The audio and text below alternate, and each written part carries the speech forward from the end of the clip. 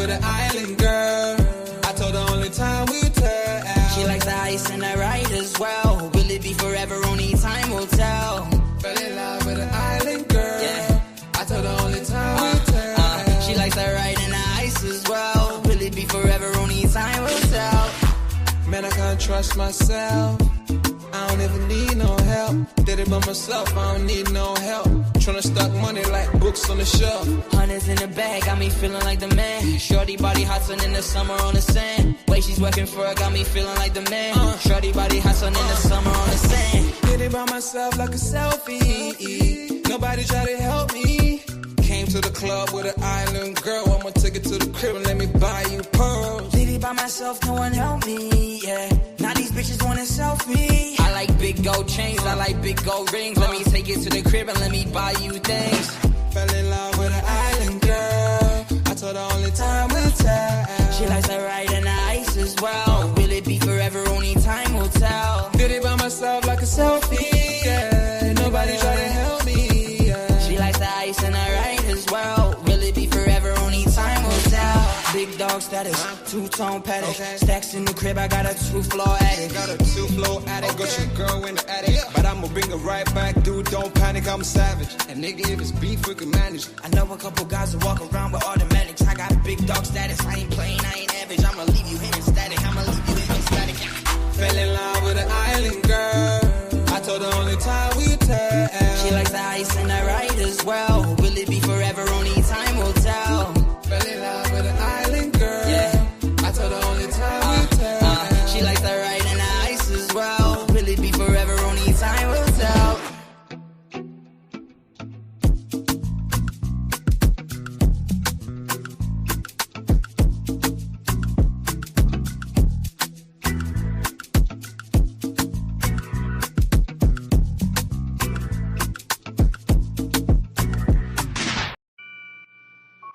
Take note.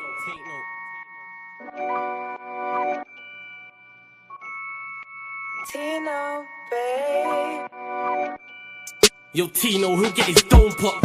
Satin blue on his whip, but he ain't no cop. Don't stop, spray up his motor till it smokes up. Cause what I bought for insurance, I have it wrote off, you joker. Suck on your mum and take note, cause the foreign ring up in his grill. That grandma stovetop, don't flop. Fuck up the game like this was Roblox. Oh gunner, running this field, I'm for your walk up. Drum roll, load up a cannon and give her more shots. I put your face on the beam, now you're sword on. Treat you like an old sketchbook, you'll get drawn on. I lead your girl from the back, I'm that raw blood. Wait, who the fuck feels they could do me something?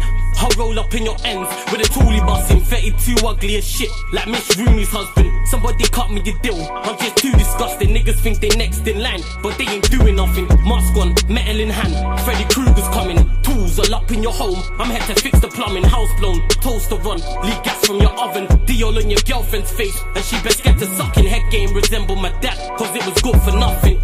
Yeah, I'm still vegan, but I'm down for beef. Niggas think they slip with a dialect, but talk is cheap. Watch your mouth, little nigga, because I roll with heat. Top said there's no returns, and I see no receipt. I put your boy in the back, like he was groceries. Riding round with the burner boy in case I find any extendo. Licking up shots until it overheats. No mask, did it barefaced, just so they know it's me. Eyes closed, chest wide open, heart surgery. Usher said just let it burn, let's make it third degree. Niggas think everything's jokes until you shoot his queen. Shot was funny as shit, it barely missed the beam. Wax on, then wax off to leave the burner clean. Then open up the Uber app to flee the murder scene.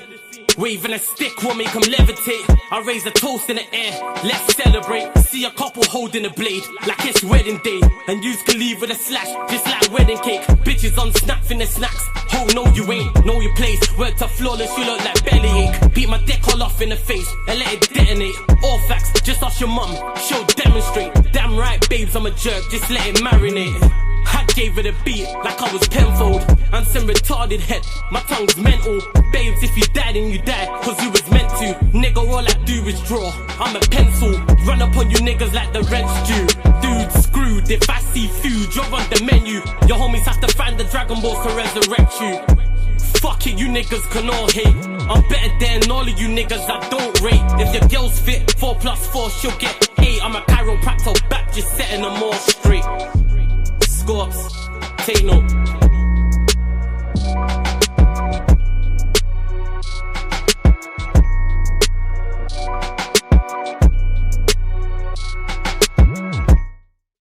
Yes, people. We are back live. We are back live on the Sarcasm City TV YouTube for another edition of the Manchester United Manchester City podcast, where we discuss all things in regards to both Manchester clubs. And I know the vast majority of the conversation is going to be about the blue side of Manchester. Another L for Manchester City. Obviously, they lost the Manchester derby to Manchester United 2-0. And then tonight, they've lost 3-1 to Norwegian Bodo Glimt people. So it's going to be interesting to hear Vader's thoughts on that. Rodri seeing a red card as well. So please keep all your comments, questions, Manchester United or Manchester City related. It can be about Bodo Glimt. It can be about the Manchester derby. I'm seeing Manchester City fans turn on Pep, which I think is absolutely crazy. Is it over for them in the title race? Is this a blip? Is this what Manchester City are? We're going to be discussing all of those things. But please, first and foremost, big up to everyone supporting Sarcasm City TV. I appreciate each and every one of you lot. Please make sure, whether you're watching this live right now or you're watching this back after the live, hit the like button on the video. It's so important you lot continue to do that. So hit that like button on the video, pay the tax when you enter the city of Sarcasm. Make sure you share this out across all the socials. Yes, it's flawless. At Sarcasm City TV, at Sarcasm City TV, Yes, it's flawless, Twitter, Instagram, all that good stuff. And just as important, make sure you hit that subscribe button and hit the notification bell as well. I'm probably not going to be doing much talking this episode because, like you lot in the chat, I want to hear from the man himself. Said it before, I'll say it again, man. One of the greatest exports from Canada alongside Trish Stratus and Maple Syrup. So yes, my like Vader Games TV is in the building. What are you telling me, Vader? Yo! Flawless in the bright studio tonight. I see you. Listen, it's going to be one of them shows where, yeah, Flawless had it right. He's going to do the hosting thing, and I got some things to say. So, yeah, he'll have those questions. If y'all have some quality questions, he'll bring them up. If they're not good questions and you want them to be brought up, super chat. But I'm here, and you know what I got to do. Allow me to reintroduce myself. My name is Vader Games. All right. Listen, people, do what you got to do. Subscribe, hit that like button. What you're going to have here, you're not catching anywhere else. So let's get it popping. Let's get to it. Big up everyone in the chat. Hope you're blessed, Vader. Hope the fam's all good as well. Good. I didn't manage to watch your game, but I did see the highlights. So, of course, there'll be conversations about that. We spoke briefly about the Manchester derby because we was briefly on the watch along. Still need to go back and check your content after that. We was briefly on the catch up as well. But shout out to the catch up. Make sure you subscribe as well. Big up Conversation TV says, hello, Vader. How you doing, bro? If you need to talk, I can help with a big smiling face. That's done. See right there. Big up TJ who says, can't wait to hear about how Bodo Glimt are a tough away day. Big up E Monterio. Big up to you. Shout out Bayesian Pops in the building as well, man. Every single time. Floor's yours, Vader. Do you want to start with the Manchester derby or do you want to start with the Bodo Glimt game? Actually, before you do that, DJ got a super chat. He says, question for Vader, is Bodo Glimt a tough away day? Smart to super chat that silly question, because if you did super chat it was not going to be brought up. Good on you, TJ. Listen, the conditions, it is a very tough place to go to. We're not playing on grass. The weather is so severe out there. They don't have that playing on a nice grass pitch. So is it an odd place? Funny enough, I think the second goal that we conceded was due to a center back misjudging the bounce of the ball. Again, inexperienced, but yeah, I think it is a tough place. We should have done better, no doubt. We should have done better. I'm gonna say this because I think as Flawless is trying to figure out, should we talk Champions League, talk Prem? Let's work backwards. We'll deal with the UCL now. This game was frustrating on many levels because I thought regardless of the 11 that Pep was going to put together, this 11 should get the job done against this team. I usually do a better job of not allowing myself to be dismissive or arrogant. But I was looking past this as a foregone conclusion. We're going to deal with this. We're going to pretty much have a meaningless next. I don't think that's arrogance. I think that was a fair assessment of the game. I don't think that's arrogant. Yeah, but it is. I mean, to be dismissive of a team because you never know what can happen. And for example, What happened in this game, which I think should have happened in the derby, but that's another conversation. We had a red card, and we had us playing 10 versus 11. Now, when you have something like that, anything could go. So to be so quick to be like, yeah, we're going to just handle business, we're going to move on, was not the case. When you look at the 11, and you got Shirky, Holland, Foden, you got Reinders, Rodri, and you got Rico Lewis doing his midfield role, which I was very surprised to see. And then Trusted, O'Reilly left back. You had the two center backs that are, again, a partnership that's new in development. Shouldn't be leaned on every game in Max Elaine, and you got Kusanov. And then I was very, very surprised to see Ait Nori out at right back. And I get what Pep was trying to do. Ait Nori can kind of hold the width, but it's so uncomfortable for him. Just how he's accustomed to looking over his right shoulder. He's playing at right back. He's to be looking over his left shoulder and vice versa. He looked like he was out of place with that. And again, tracking back, recognizing danger, I think the combination of Pep choosing this 11 was at fault for the goals that we surrendered because we looked really disorganized defensively. The performance overall, we scored a goal. Should we have scored more than a goal? Yes, but only if we were playing better. I don't know what's going on right now. I don't know why the players are looking like they're playing knowing that they're better than who else is on the pitch. They're playing like, you know what? It could be 30 minutes into the game. We'll turn up when we're ready. And that is a very poor attitude.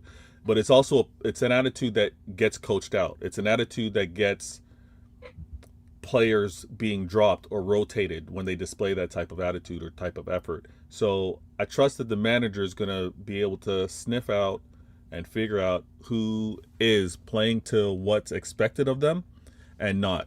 I can't ignore also the players that weren't on this bench, right? The players that weren't on this bench, when we got leadership like Bernardo Silva, who is obviously our captain, wasn't available. And so that was like, oh, okay.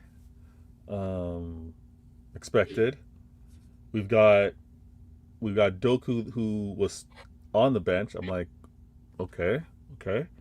And then when you think of how are we going to go about making changes if the game isn't going our way, we didn't have many options. We had Marmoush back from AFCON.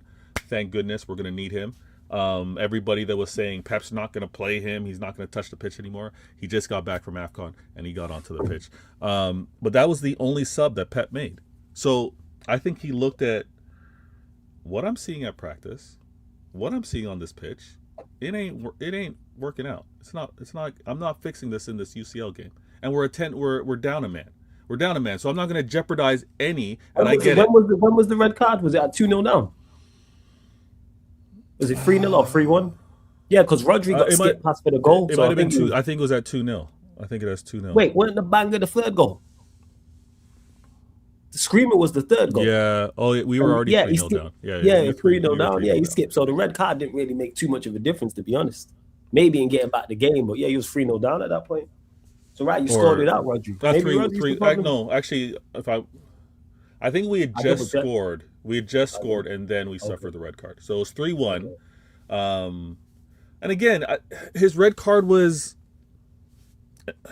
50 minutes, 60 minutes into the game. We still had a lot to play for. I'm not saying that the game would have been out of hand. 62 minutes. So Cherky scored in the 60th minute, and he got sent off in the 62nd. So there was still game to be played, 11v11, but this is also frustrating because I'm watching these games. Prem games are calm. I'm watching them on the weekend. Like, yeah, we have the occasional midweek game, but when I've managed to reconfigure certain meetings to avoid any type of conflict to watch these UCL games, and we see performances like these, I'm like, I should have just watched this recorded. I should have just avoided all social media. You gotta watch it in real time, man. You there with your team, win, lose, or draw, or this week, lose. You feel me? Well, weekend and lose. But again, I have no issue with it, but it's how it was played out, which is the frustrating part. When we play and we lose, it's calm. Go. When we play and we lose, it's calm. When we don't play well and lose, that's where I'm most annoyed. I'm like, guys, if you're gonna play like that, then the same way there's match going fans and they're like, if you were gonna show up like that, why'd you make me travel to this away ground and you guys are gonna perform like that? If I'm scheduling and I'm blocking out everybody that knows when you go into your Outlook calendar and you put yourself busy for an hour and a half chunk here and you give yourself 50 minutes availability so they kind of see that you're available and you block off more time. I did all this to have the freedom to watch this game, and that's what I saw. I actually took time to also hear what Pep said post-match.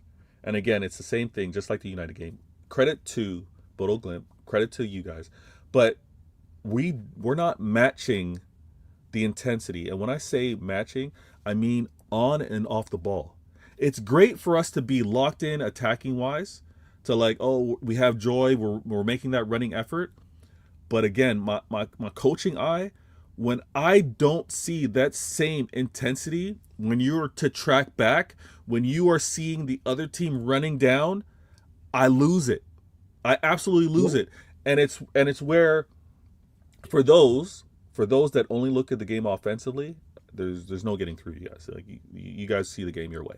But when you mention and when managers say that they need certain dogs in that midfield, they need certain people to carry the water. They need, like you understand, we can't have the balance that we currently have to have success. If Rodri was at 100%, I get it, but he's not even game. I think game rhythm, he's not even there. Game speed, I think he's still developing. We have. How long has he been back for? Well, he just came back. What, 4 games?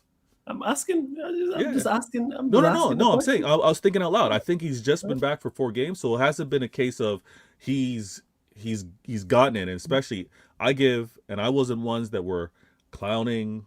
I wasn't clowning Van Dijk when he came back from his injury.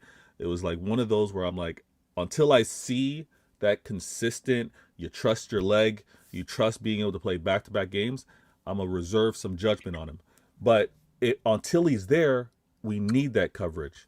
We need that coverage. And Nico G, again, when I talk about people missing on that bench, Nico G, when we were having our successful run, he was important and he was an impact to it. He's clearly missing, and we don't have an alternative for it. Those that want to be balanced when they look at their clubs and they've judged how certain players or certain profiles are missing and don't have it, that's how I'm looking at City right now. Am I stressing out? No. Am I writing off this season? No. It's the UCL. Despite this loss, there's no possibility of not will we have to play extra games? Yes. But that's the worst currently case scenario. sat right now. Let me have a look, because you're still in the top 8, I believe. But I'll double check this. Hold on 1 second. So you're currently sat 7th. But yeah, it's calm. You got Atalanta, Atletico Madrid, Liverpool. If any of those win, you would drop out of the top 8. If Atalanta win, if Atletico Madrid win, if Liverpool win, Newcastle they have a better goal difference than you. So if Newcastle or Chelsea or Barcelona, actually, if Barcelona would have to score Barcelona have to win by 2 goals. So there's 5 or 6 teams. That's Barcelona, that's Chelsea, that's Newcastle, that's Liverpool, that's Atalanta. So there's 1, that's 2, that's 3, 4. You got 5. You got 6 teams there. Yeah. So I mean, to remain in the top 8, okay, we got. How big of a deal is that for you? I mean, from a team standpoint, not asking these players to play extra matches, it's a big deal. But from a what was last season? Because last time you lot went in the playoffs was in Madrid. Yeah, it was Madrid, because me and you had the conversation. I remember you was like, "Yeah, bring me Madrid." Yeah, I remember that. The playoffs is very different than being in the remaining group. But I'm calm that way. I'm calm that way because I looked at who we sent, and when I looked at who was not available, I'm like, were you talking about the Bodo Glimt game? Yeah. Yeah, but you should beat that 11 should beat Bodo Glimt. Absolutely. No question. No question. You should beat Bodo. They should have. And at the same time, when you look at the 11 and then when I also look at things with regards to defensively, because again, we surrendered those 3 goals before going a man down. And when I have a young defensive line, and I see kind of like the error in terms of ball possession or the error in terms of tracking and reading things, I'm like, that's why we need to fix up. That's why when we're looking at the teams that we're competing against, in this case, this season, we're the only ones that seem to be stepping up to do it. Look at how strong Arsenal are defensively. Look at how they make life incredibly difficult for any team that's looking to get a result. We got Judge Mo out here, who's representing the best in Serie A and looked mediocre to Arsenal, right? So when you look at quality for quality, that's what we're up against. And if you want it to be a sound, calm, you know what, I see where the threats are coming from, but I trust my defense, we are very opposite to Arsenal in that regard. So we had Max, we had Kostanov out there, we had this experiment from Pep putting out Ait-Nouri at right back. Yeah, so Ait-Nouri, so I'm looking here because your lineup, your back 4 was Ait-Nouri, Kostanov, Max Allen, and Rico Lewis. So always O'Reilly. Okay, so that's what it is. So O'Reilly was playing left back, and right back was Ait-Nouri with the 2 centre backs. Yeah, is that what it was? Yeah, but even with Ait-Nouri, he was playing more like right wing. Yeah, like he was occupying in possession. He was getting really sideline, really high up the pitch. Yeah, because what happened? Because what happened with the second goal? Where was everybody? Can you break that down to me? Because you watch live.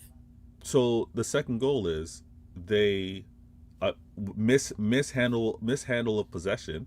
Yeah. And then this is the thing, and I said this when I was speaking earlier. Go on, carry on. When we're not tracking back, and sometimes it's not even tracking back. It's looking over your left and your right shoulder. See the ops are running down. You need to match that. And again, this is where Kolo Toure is tremendous for us, and I can't wait for more time for him to be at the club, because you know when you lose possession and you know what your assignment is in terms of I'm running to hold this part of the pitch. Everyone's going to be sound. You see so many managers doing this compact. We didn't match. We didn't match running back to actually be sound defensively. Look, what is this? What? No. But see, you can't judge where we are defensively, because we were in possession here. The ball went long. Max had that to control it. Everyone's lax because they're expecting he's going to control it. He's going to look up and pass it on. But he why fumbled your 2 fullback? Why? There's no way that it should ever be a back 2. No, Flawless, we're in possession. Even in possession, it shouldn't. No. Of course, no. Of course, you see that with Liverpool. You'll have Van Dijk and Konate be the back 2, and their fullbacks will push up in possession. That's what we're doing. So Liverpool, who went on their worst run in 100 years. No, even in their good form, they did that. That's what I'm saying. Even in good form, that's their attack. What are we doing? Go on, carry on. I think this is crazy. I think this shouldn't happen at any given moment. There's no way that it should be this. Like, where's Rodri? Like, your 6 should be in and around. Let me put it on the screen. He should be in and around. He should be here. Where's Rodri? Why? This is Rodri, right? I think you're thinking too formulaic. So you're telling me that Rodri shouldn't be here? At moments in the game, he cannot be in that spot. Absolutely. Saying that he's not supposed to be centrally all the time. No, because again, we were in possession and the ball went long. Max should have just controlled that, either played it to Donnarumma. Yeah, he played the mistake. But why is your DM higher than your 2 8s? Because this is Ait-Nouri, right? This is Ait-Nouri, and this is right. I just think, that. So flawless. Are you just pause the game in terms of? Does that highlight just start right there, or do you see where the ball was before? I'll tell you now. 1 sec. I got to remove it because I don't want to. Yeah. Remove it and look back. Look at what we had prior, and then you'll understand why Rodri. No, I understand you having like the ball, but like I'm looking at like, all right, let me see. Is this the break? Okay. So I go back 1 second. I'll show you right now. All right, 1 second. Yeah. So this is the still right now. Give me a second. Hold up. So this is you on the ball. Unfortunately, people, I can't play. So this is you on the ball. No. I mean, what you're doing. So yes, so that is cool where it is. But on the still I just shown, Foden and whoever else was in midfield, it might have been Cherky. Rodri's still in the 10 role is the point I'm making. I wish I could do the split screen. Where Rodri is now is cool. If he that slow to react, once that ball goes long, he should sprint back, is the point I'm making. Your two fullbacks and your DM should get in. They don't, is the point that I'm making. Yeah, but okay, so then you're asking Rodri to keep pace with them. This is what I'm saying. You're asking Rodri to keep pace with the players running downhill. And I get that. Okay, fair enough. I'm just saying his style, because where that screen I just shown, that is fine on the ball. Yeah. So, but what that transpires to is what you're talking about, is the lack of running off the. There's no way it should end the way it does. It's crazy the way it does. Because Rodri, does he lose the ball? Yeah, it's Rodri who loses the ball, and that's why. Yeah, but again, even before it's Rodri, the greater expectation is that the left back and right back should be there as well, right? So the thing is, why Rodri's so high, but that's just me. Sorry, go on. Yeah, that's fine. That's fine. Rodri's high because in possession we are more risk. We do take more risk in terms of possession to try and go and get that goal, right? Now, am I expecting Rodri to keep pace with some of their forwards? Never. I wouldn't expect that.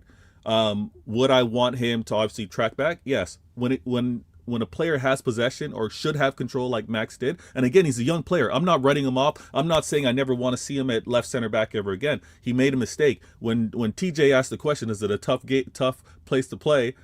Again, young player, you see him let the ball bounce and he fumbles it. Yeah, he does fumble it. And he fumbles it. And then he invites everybody running downhill.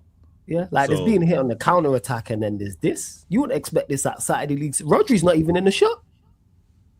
Yeah, Rodri's never been a pacey guy. What are we doing? Not a pace, but I'm talking about getting back. Look at where he was at the start, is what I'm saying. He should at least be in the shot. I'm not saying he's lightning. We know. Why are you not in the shot? Cherky's not a pacey guy. But is that not Rodri with his head down? That's Cherky. This one. You talking about this player? That's Cherky. Yeah.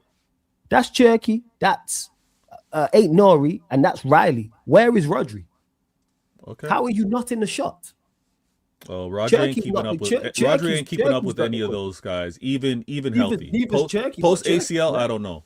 Post ACL, I don't know. But he's that slow because we know Cherky's not the quickest. Ain't Nori's not the quickest. They're all quicker than Rodri. You reckon Cherky's quicker than Rodri? Absolutely. All right, Rodri might be cooked then. Where's Rod? I'm sorry. No, Rodri's never been paced. He's always been intelligent. ACL wise, I don't think he's even back to that fitness. It's not a pace thing. I'm saying his reaction to it. Because when I did the still, he's in the shot. The original still. He moving like me. Where are you? This shouldn't happen at any given moment anyway. Where's my DM? Is the point I'm making. Nah. Where's you telling me? So you're the manager of the team, and this is a counter attack, and that's what your DM is there for. Usually, hey, chat, let me know if I'm wilding. Shouldn't Rodri be in the shot? Usually, yes. This is what I'm saying. This is why I was saying, how's he got so much space? Like, how is it 3-on-2? They ain't known for their quick, pacey players. We've all played Bodo, Glimt. They don't have no Dokus out there. There's no Semenyos out there for them. No, what you're not hearing is Go on. I'm listening. I'm all ears, man. Before you do that, though, big up to Mo for the raid. Child Judge Mo for the raid. Hey, Mo, you're a real one. Thank you very much. I need to... Hey, Mo, shout me. We need to do some work together, 100%. What? Yeah. I do. I'm saying me, you, and him. Actually, we need to. But shout out to Nah. He's doing too much. Love Judge Mo, man. Judge Mo is doing too much with Arsenal right now. He can. He knows what he's doing, man. Shout out Mo, man. He's selling Kool-Aid to them, man. I respect it. But make sure you subscribe. But to Judge Mo, everyone who's joined over from the raid, make sure you subscribe here to Sarcasm City TV. Make sure you subscribe to Veta Games TV. Links underneath in the description. Gonna add it to the title. Run up the likes. I'm gonna do a like check in a second. But yeah, the floor is yours. Yeah, that's what it is. It's not about the pace. Is what I'm saying is the fact that one thing about him is his IQ is very, very good. That's what sets him aside. Yeah. I'm saying you should be in the shot. I'm not saying you have to run anyone down. I'm saying how is the two fullbacks and the two central midfielders ahead of you and you're nowhere in sight? Yeah, I would say, I would say typically in terms of reading, in terms of even busting a gut, he'd be closer in that proximity. again, that's him crazy. 4 games post ACL, I don't even think he's at that level. And there might, and I know this for a fact, after you've come off a type of injury, there's you, not even subconsciously, you're aware of only pushing yourself to like 80%, but which every game you get more and more confident to exert yourself. It was a poor goal to give up. I'm gonna be real.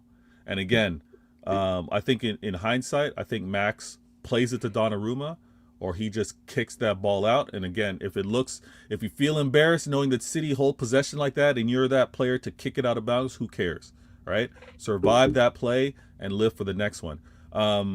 But we didn't respond, and it was like a carryover to how we played in the United game. It's just we need to match the intensity, the effort that's being executed. And if it happens to be a case where physically you don't have, in your case, as you want to point out with Rodri, if you don't have a 6 that's going to be able to sniff out the danger or prevent the danger, and be in position, then another player's got to hold his hand, or until he's right. Because people keep mentioning in the chat about the 3-1-6 formation. Obviously, you watch City much more closely than I do. I'm analyzing much more. And Zorro says, flawless, imagine Casemiro playing as the lone midfielder. So you mentioned it there. Does he need to sit someone alongside Rodri? Even if it's not a Nico Gonzalez, it's a Bernardo Silva, for example, who that's not like his natural game. By the way, Zorro's Pep out, by the way. But go on. That's fine. There's a lot of people that I think that is batshit crazy. I'm not gonna lie. I've heard some wild stuff. You've said some absolutely crazy things. I think that is right. I've said some crazy things. What are you talking about? Definitely said some crazy things, man. Definitely. The way you talk about the Community Shield, and the FA don't even see it as a trophy. That's the craziest part. But you do. But go on, carry on. The FA literally don't count it as a trophy. It literally says that on their website. It's not classed as a trophy. Well, go on. All right. So that attitude needs to change because it's something that is won. But that's a conversation for another time. All right. So the Audi Cup. If you gotta compete for something, I'm gonna recognize it. If as a result of me either winning the FA or the Prem has me in exclusive company to play for it and win it, yeah, I'm gonna talk about it. When it comes down to holding hands for Rodri, typically it would be a Bernardo. That's why Pep trusts him tremendously, because in game, in moment, in real time, Bernardo can be in that position to do what he has to do, and then he can occupy the right wing or advance centrally. He's so versatile. Again, and to teach Reinders to do that, it's gonna take a while. It's gonna take a long time, and Reinders already isn't defensively wired either. So I think a Bernardo would be helpful. Nico Gonzalez would be tremendous as well. Do we look to have insurance in case Rodri doesn't get back to the Rodri that we know? Because again, coming back from an ACL, I wouldn't hold it against him. Terrible injury, and like players before him, after him, may not come back to the same level. Do we look to see what that next player may be? Possibly. What Rodri's given us has been tremendous. He's a legend. But how we set up is going to require some tinkering, because if we're gonna set up and maybe not provide as many people forward like we have, because we're going to be vulnerable in terms of the counter, then let's commit a few less people forward, but let's be incredibly efficient and quick, and not let defenses set up and be in their form and be able to be resolute and make life long for us. So yeah, that's gonna be a combination between Pep to do. You agree with this? Because people keep mentioning it. Flawless, before Rodri came back, and more so the formation, we were playing 3-2-4-1. Now we're playing 3-1-6 or 2-1-7 tonight's game. Nah, not. We haven't gone. Again, we'll do that in pockets, and if so, we do that mostly in the final third when we're suffocating teams. We don't do that when the team is really threatening us, and that's why the players need to be locked in to know when we're out of possession, who they're tracking. Again, because to mention this, right? And again, City fans don't want to mention this. The fact that there's 7 in the attack, guys, there are 8 in the team's defense. So yeah, we're set up that way, but we're often playing either 7v7 or 7v8. And when they have possession, if we're not matching them running downhill on us, that's more of the issue, right? So we can look at it in different ways. And C's large up. I see you on my channel. We talk ball. When we commit that many forward, trust me, we're going up against the same amount, if not more, defenders. So if we lose possession, those guys in attack need to know whoever is running back, you have your assignments to track as well. So I'm kind of calm with it. I'm not losing my mind with the attacking setup, but at the same time, let's also show some versatility and maybe choose not to commit the 7 forward, like just mentioned here, or in the other case when they mentioned before the 3-2-4-1. Let's also realize if we're providing 5 to attack, let's be quick, let's be direct. Let's not let them set up with their 2 banks of 4, right? So we'll have to fix up, and we'll see, because we play Wolves next, and after Wolves we play Galatasaray, and Galatasaray is a must win now. It is a must win if we want to finish in the top 8. And hey, hopefully you lot drop points and end in that top 24. Play a PSG or something, or hopefully Chelsea are there and you lot can battle it out. That'd be great. City Chelsea playoff. What? I didn't say nothing. You looked at me with the blank expression. Because you think that's great. Well, I'm not in agreement with that being great. Of course you're not in agreement with it. I could tell by your face. That's why I said it. See. Oh, you don't want to face the best now. Before it was, bring me. Chelsea aren't the best. What are you talking about? Okay, all right. PSG then. What are we doing here? All right, PSG. If we need to play in a playoff, we're not playing against the best. What are we doing? Would you mean PSG could potentially be? So what do you class as you talking about in talent? Are you talking in name? I'm talking about in form. If we got to play a team that's in a playoff, they're not the best. Okay, so say they win their last 3 games and finish 9th, and you end up facing them. They've been in form technically. Oh, that's very different. Not like 9th. 9th is very different if they played themselves in forward and have to fall short because they were in poor form throughout the start of this UCL. I got no issue with that. See that, Ray? He thinks I don't know him. And to MCFC Mad Hatter, I seen you say earlier about, you want to debate Vader on this. Get over to Vader's channel. You want to make sure Vader sees what you're saying. Subscribe to Vader. Wait, what? Who said what? It's called MCFC Mad Hatter, but I didn't get the comment. But he's like, I'd love Mad to Hatter wants to debate. Yeah, he said. Right, what's his comment? What does he want to debate? Nah, I think he was just talking about. It was when he was talking earlier about just the game in general. This is just one of the comments. But yeah, MCFC the Mad Hatter. Love the username, by the way, my guy. Shame you Sport City, but yeah, he said I can't find the comment, but he did say he would love to debate you on this. Like he was respectful and everything. Yeah. No, we could talk. I mean, we talk all proper. If it was anything wild, I would have blocked. But yeah, so like, and he's just saying how he's not liking what he's saying. There it is. Yep, there you go. I love to debate Vader on this as a City fan. Get over to Vader Games TV then.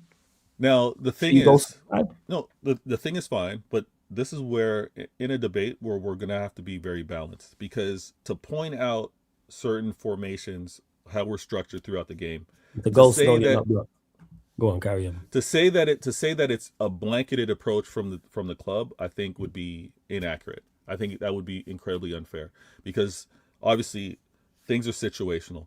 We will surrender goals that don't happen to be because of how our formation is. If he wants to criticize the formation for our lack of scoring, I would also say the formation that we're executing until the last 2 games in particular, we've been creating more than enough opportunities to score, and the players have not been scoring. So we got to be balanced in terms of, are we criticizing the formation based off of the results that we're getting? Are we criticizing the formation because it's making us defensively weak? And then we look at, well, what did we do surrendering goals to United? All right, obviously. What did we do surrendering prior to that, which happened to be games that were draws? So yeah, we can have the debate, we can have the conversation, we can pull up previous games. I'm with it.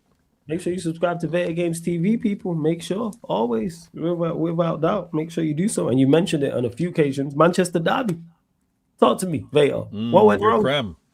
Your prem. Yeah, don't do that. You know what I'm saying? You started it. You ain't even our biggest game of the season. Stop it. Who's your biggest game of the season? You're not even our biggest game of the season. You're not even top 2. Who's your biggest game of the season? Liverpool is our biggest game of the season. You're not even top 2. You're the main side nigga. That's what you lot are. You remember you used to watch it because we're of similar age. You know Spider-Man, the original Spider-Man. Of course I know. Yeah. He had he had hella ops. So there was like Kingpin, there was Scorpion, Yeah. the Hobgoblin, the Green Yeah. Goblin, friggin' Craven the Hunter, the Yeah, Lizard, Sandman, yeah. Shocker, Rhino, Sandman. You lot ain't one of the main. You're not Kingpin. You lot like might get a couple episodes, but you're not recurring. Don't ever get it mistaken. You lot are the main side. You lot are closer to fourth up than second. It's Liverpool and Arsenal. What are we talking It's about? Liverpool and Arsenal. It's definitely Liverpool. How do you feel and personally? I feel disappointed, yeah. Definitely Liverpool. It's the worst defeat in my history, ever. Even as a player, I don't think I've ever lost a game 6-1 in my life. But that's a challenge to me too. You said previously after a heavy defeat to Manchester City, you felt like going home and putting your head under the pillow. Do you feel pretty much the same now? What about it? We lost 6-1, so of course he's disappointed to lose 6-1 to you. So But you're still not our biggest game of the season, no? your biggest game of the season, It's Liverpool. and Yes. you. Our biggest Okay. game of the season is Liverpool. Okay. Yes. All right. That's cool. What are we talking Okay, about here? Like there's literally a chant for a guy who I got no problem with that. I got no problem with that. Like no, because I need to let you know the impact of it. We've had legendary, fantastic moments against you, lot. Like that. People Yeah. will remember the Rooney overhead kick, the Van Persie one, the Scholes one, etc. People don't sing about that.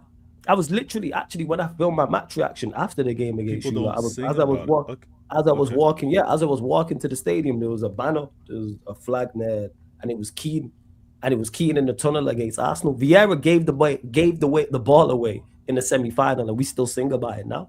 Like you lot are the main side, nigga. You're closer to Leeds than you are Liverpool and Arsenal, if you're being really real. That's fine. And they just happen to have not been around for a long time. Yeah, we'll remain in the shadows. That's fine. You prioritize Arsenal. No, you're not in the shadow. No, you don't do that. You're not in the shadows. Like I said, you're the main side, nigga. Like when it comes to you're the top that's tier fine. of the second tier when it comes to the ops. Yeah, I don't need that attention. That's all good. So yeah, you ain't our prem. Like just to clarify that, you ain't our prem.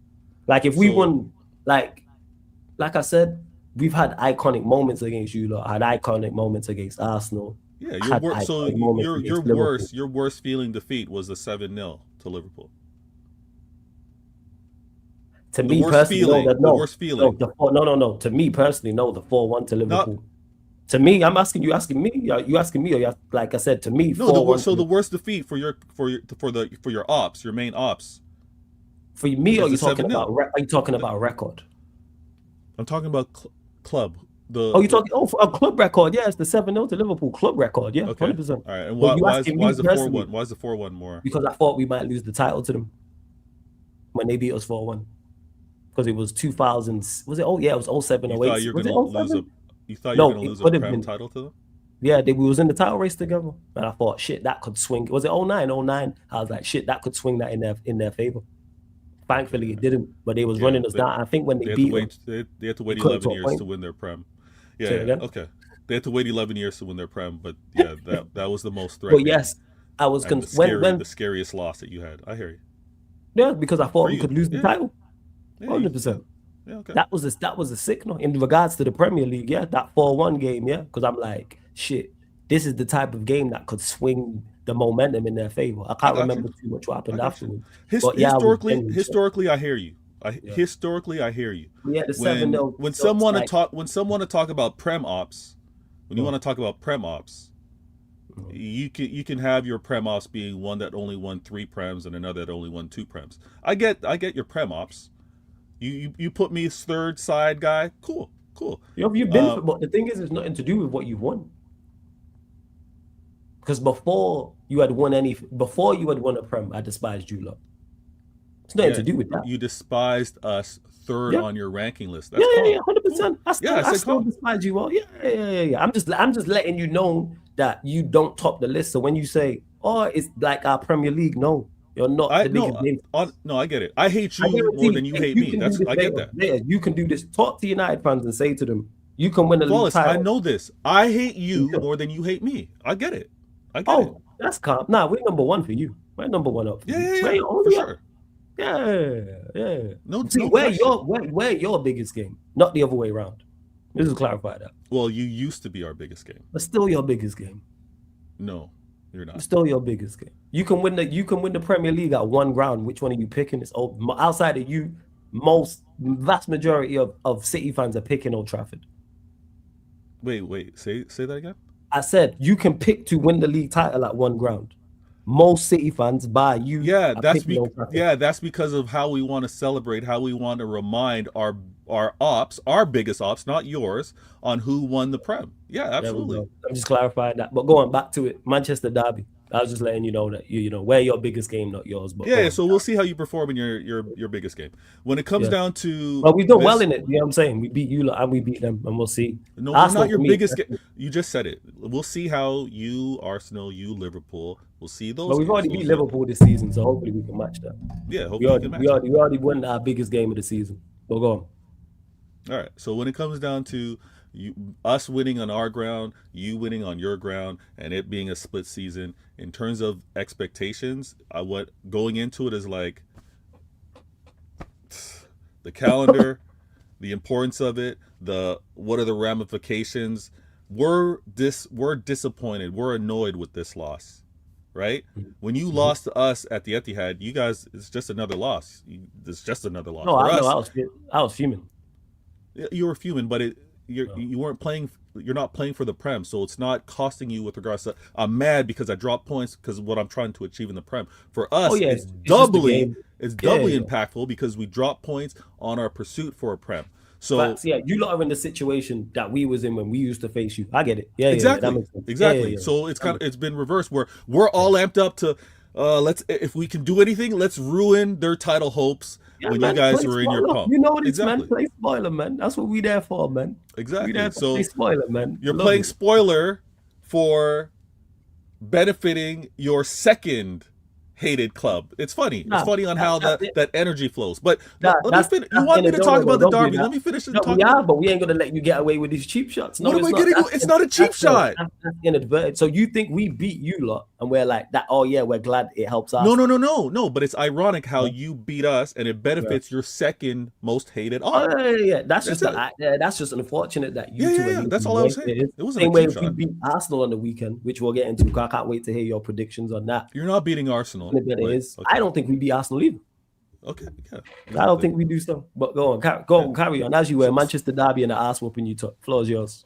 So with regards to the this derby, it was an ass whooping. Let's just call it what it is. But it was a classic playing at Old Trafford, and for whatever reasons, rules and decision calls don't play the way they're supposed to. It was a classic Manchester derby. It was a classic Manchester derby. I don't expect anything different. I don't expect anything fair. Sorry, go on. I don't expect anything different. I wanted my players to realize we're not gonna get calls. We're not gonna get this game officiated the way it should be. They're gonna make sure that this exhibition. I just clarified to Cells and everyone in the chat and Vader, it was 110% a red card. Go on, carry on. Yeah, of course it was 100%. Yeah, I'm just letting you know I'm not gonna do the bias thing. That's all. Yeah. So someone's gonna ask me and say, "Oh yeah, do I think it was a red card?" Like, yes, 110% it was a red card. But word to Vader, go on. Without a doubt. It's Old Trafford. What are red cards elsewhere was not a red card at Old Trafford. Yeah, we don't referees make bad decisions all the time, but we move. Well, it's not just the referee. You had people in a booth that were watching make this. Bad decisions all the time. You telling me you haven't seen decisions outside of your football club, outside of your ops, outside of title rivals and go? How did they miss that? Yeah, I see that all the time at Old Trafford. In these derbies, I see it all the time. I don't need to look outside. I'm only dealing with Old Trafford. Going to Old Trafford. Flawless. It was 2 seasons ago. No. It was 2 seasons ago. No. I'm not waiting. You asked me to talk, and now you keep interrupting. I've seen 2 seasons. Shots, man. I'm not taking slick shots. You tried it. I'm keeping it on the derby. I'm keeping it relevant to Manchester. You want to talk about other stuff. I'm trying to keep it relevant to Manchester. It's not new. It's not new. In Manchester, when things need to happen for whatever reason, even if we want to go back, because Flawless wanted to talk about his main ops. When it was Liverpool, were trying to do their thing. They were ops because of what the history was, but in the Prem, they weren't ops. They weren't winning anything. When you had Arsenal that were going on this ridiculous undefeated streak, what looked to be a game where at least 2 players should have caught reds miraculously, they don't get called for that. At Old Trafford, it's nothing new. Well, there's two different things. The reason why I mentioned the ops is because you tried to say, "Oh, we're your biggest game," so I had to just kill that death because. And I'm in agreement. So now when I'm talking about it, I'm referring to. Had to kill that. But in regards to refereeing, you don't rate referees anyway. What are we talking about? What do you mean I don't rate referees? Do you think the referees are good in the Premier League overall? No, I don't. But that has nothing. No, but the thinking that they're good has nothing to do with the poor calls that they make or the poor calls that happen to be consistent at Old Trafford. No, they don't. No, they don't happen to be. Hold on, let me ask you a real question. Let me ask you. Of course, go on. I know he's trying to deflect. He ain't getting out of this. No one's deflecting. Go on, carry on. Okay, I try to make a point, and then you want to think I'm taking a shot as I'm trying to. No slick shots, go, man. You man got punched up. I ain't hearing no slick talk this one, but go on, carry on. Okay, all right. So I got dismantled. Sorry, go on. Again, we played in a derby. Yes. In a reverse of energy, in a reverse situation, like Flawless mentioned. Past seasons, it was City that would go on the calendar and be like, let's at least play spoiler, let's disrupt this. This is the energy that City didn't match with this United. Again, not a slick shot, it's factual, because Flawless likes to say, I'm just saying facts. That is a fact, what you just said there, yes. You didn't say that before. That's why I cut you off. Carry on. I didn't add in the fact, and I would have gotten there had you not been you so... tried it. You didn't you won, and you're irritated with what I'm saying. Just let me flow when I would have gotten to that point. Because you're trying to downplay it, and we're not doing that, but go on.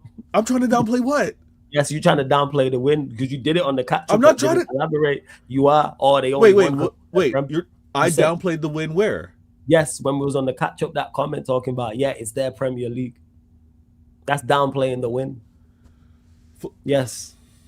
That is that. Not only is it incorrect that it's our Premier League, that is downplaying the win, but go on, carry on that. Because that wasn't the energy beforehand. Because you thought it was our Prem before we won. Before we went into the game, you thought it was our Prem. And you still picked yourself to win. And still picked yourself to have a dominant performance. So when it goes to the flip side, we ain't gonna hear that. That's why I'm not here for the slick shit. That's why I'm not here. No, Flawless. Okay, this is why you're being inconsistent. Going into this game, I said it was your Prem. Okay, you had to clarify, Vader, don't do that, because I'm more concerned with Liverpool and Arsenal. And I was like, okay, that's fine. But the point that I was trying to make is you guys aren't playing for anything this season. So when you look at the calendar, no, I want to say it the way I want to say it. Yeah, no, nobody ghostwrites for me, Flawless. I write my own lyrics. You ain't telling me what to put in my bars. I'm going to say what I want to say. That's calm. But when you write your own lyrics and take shots at me, I'm gonna respond. You can. Hey, let me get my 2 minutes, and then you can have your rebuttals. I would. But we just kicked you lot's ass at our ground. We're not doing that. But go on. Okay. All right. Let me clarify that, man. Let me try for the 5th time. We punched up these man. That's why. Actually, credit to Mo for the raid, and credit to the City fans in the chat, because the City fans who were here on this show last week and all week long telling me how wrong I am. Outside of Zorro, Low Fat made a brief appearance. You know what I'm saying? He made less of an appearance and was here less minutes than Rodri spent on the pitch at Bodo Glimt. But I've barely seen him. The only one I've seen on the regular is Zorro. That's it. All them City fans who told me how wrong I was. Quiet credit to you, because you show up regardless. But go on, carry on as you. Yeah, I always show up. Nah, you do. I give you credit for that. You don't run duck or hide. You cover more ground, than your midfield. But go on, as you were. And this man wants to talk about, you're not gonna do these slick shots, and he wants. Every time you try to throw, you're trying to throw it to me to start speaking. You want to throw in your little slick talk. All right, I'm gonna say this real quick. Go on. When it comes down to how important the game was, we were playing for our Prem title. You guys were playing in a game where, listen, let's have some joy this season. Being the ops that you guys have, let's get wins against them. And I get it. All right? I get all that. What I was also emphasizing is matching that type of how amped up, how ready, how circle the calendar game that was. We didn't respond appropriately. We didn't respond for that entire game when we did the watch along, and I was saying, you know what, I expected this from United for the first 10 minutes. When 10 minutes came, I was like, yo, let's settle down. 15 minutes, 20 minutes, I was like, damn, this is not going the way I saw it going to play out. I thought that energy would burn itself out, and we then start passing the ball around. We didn't match it. I'm also, and again, you saying it was a straight red. Anybody. Oh yeah, I said it on the watch along. Yeah. Exactly. At first, until you saw it the second time, Yeah, because I you seen it the second typical time. United fashion, you're like, whatever. I thought it But was you terrible. saw I it thought back it and you was- said, yeah. I thought, because players we know will over exaggerate, not all, but most will over exaggerate contact. I'm gonna So say this, that's and then I'm gonna need 5 minutes, and then I'll be back. But no, cool, no. when it comes down to how we play to match what United were doing, it wasn't there at all. Now, how we play high line, how we play with trying to attack, I really didn't have any issue with it, even with a young defensive line that we had. But my problem was when we were in possession, we were lackadaisical again. Same thing with, like we just saw in Bodo Glimt, and we've been doing this for a while. We get in this final third, and we think that us moving it or giving these passes without any real urgency, or when I say any player taking it and looking to attack the goal, the defense is calm. They're like, we got enough numbers. We're not threatened. That's where we need to fix up. And I also feel when we see teams, no disrespect, when we see teams that have, I'm going to say, equal or less quality to City, and they can spray a ball over top, in my opinion, that don't have a striker as good as mine, that maybe don't have a ball passer as good as mine, and they're taking those opportunities, we need to do that. When I look and I want to ask Pep, switch things up. I know possession's your game. We played on the counter as well, but let's play on the counter with something aerially. Let's at least challenge that. I'm so thankful we got Semenyo in the mix. We got a healthy Doku back. Do we see that changing moving forward? I hope so. But in this game, we didn't test you guys that way. It was a little too calm, little too relaxed. Let me run, deal with these minions. I'm gonna be back. That's cool. Another thing, and I'm gonna say this. The performance from the beginning was not good enough, but to think that this city is going to remain this way, like a performance versus United, and we're just gonna eat it and be like, yeah, this is us. Nah. Don't expect this city to be like this moving forward. I'll be back. All right, no stress. You lot, make sure you subscribe to Vader Games TV. Vader will be back shortly. He just sorting out some family stuff. He'll be back. Make sure you lot run up the likes here because there's over 320 of you lot in the building. We're only at 68 likes, so we need to get to triple digits, people. We need to get to triple digits, so we need 32 more likes. So we're at 100 likes. Let's do so. Let's hit that subscribe button as well. Any questions you lot have City related or anything for Vader that's United related, I'll start. Any United or City questions you have for me, get in. Of course, you want to make sure we get to it. Super chat, people. We're at 16,257 subscribers. I'm just asking for 3 more. Get us to 16,260. So I asked for 32 more likes and 3 more subscribers. That's it. All I'm asking for, people, is 32 more likes to get us to triple digits and 3 more subscribers to get us to 16,260. Hit that subscribe button. Hit the notification bell, Sarcasm City TV. Make sure you subscribe to Sarcasm City TV Extra as well. But yeah, we ain't going to let Vader try these things talking about, it's because he tried on when we was on the catch-up, or it's their Prem title. Is it a massive game for Manchester United? Yes. Of course, it's a massive game for Manchester United, without doubt, without question. Do we want to beat them even if they wasn't in a title race? Yes, 100%. Even if they didn't have Pep and all that quality. But never are you our biggest game. Never are you.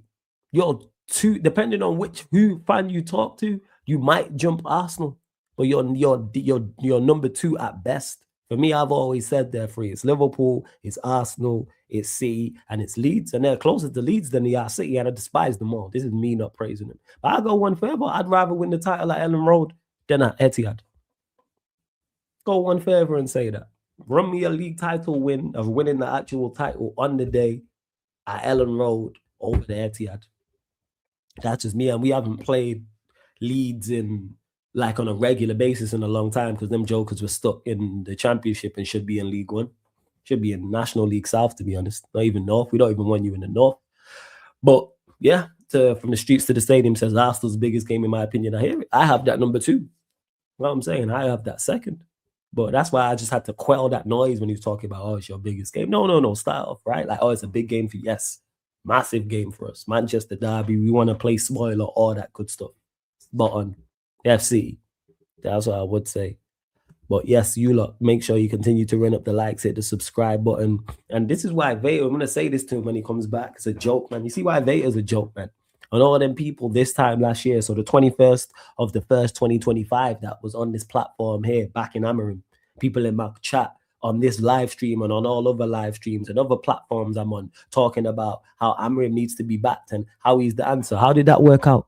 Been telling you lot for the longest. I can't remember when I actually said Amarim out, but it was around this time. I can't remember exactly what game it was, but at one point it was clear as day not good enough. And you had the likes of Veta saying on this show, trying to gaslight me, trying to gaslight others, talking about, oh, give him time. And look at what Carrick's just done to Manchester City and Pep. And all Carrick did was the basics.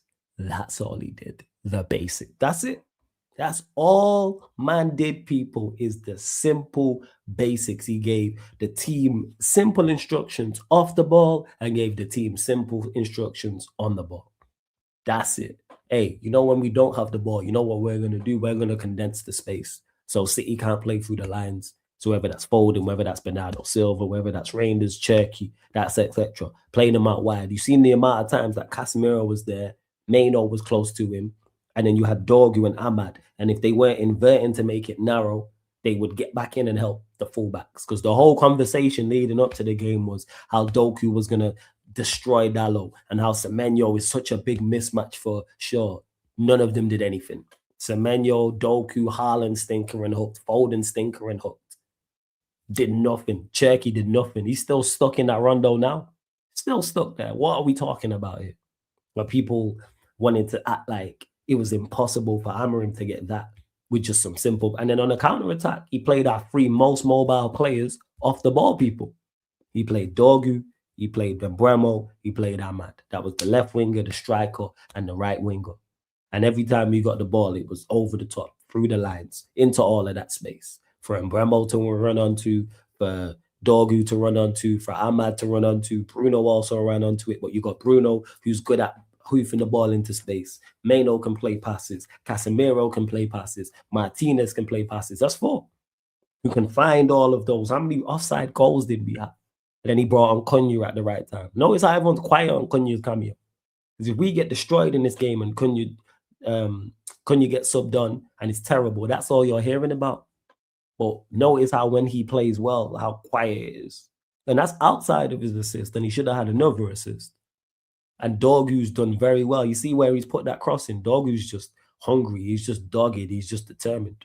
That's what that is. And he, you know, and he gets across Rico Lewis and scores a good goal. The question is now, can United maintain that energy? They should be able to.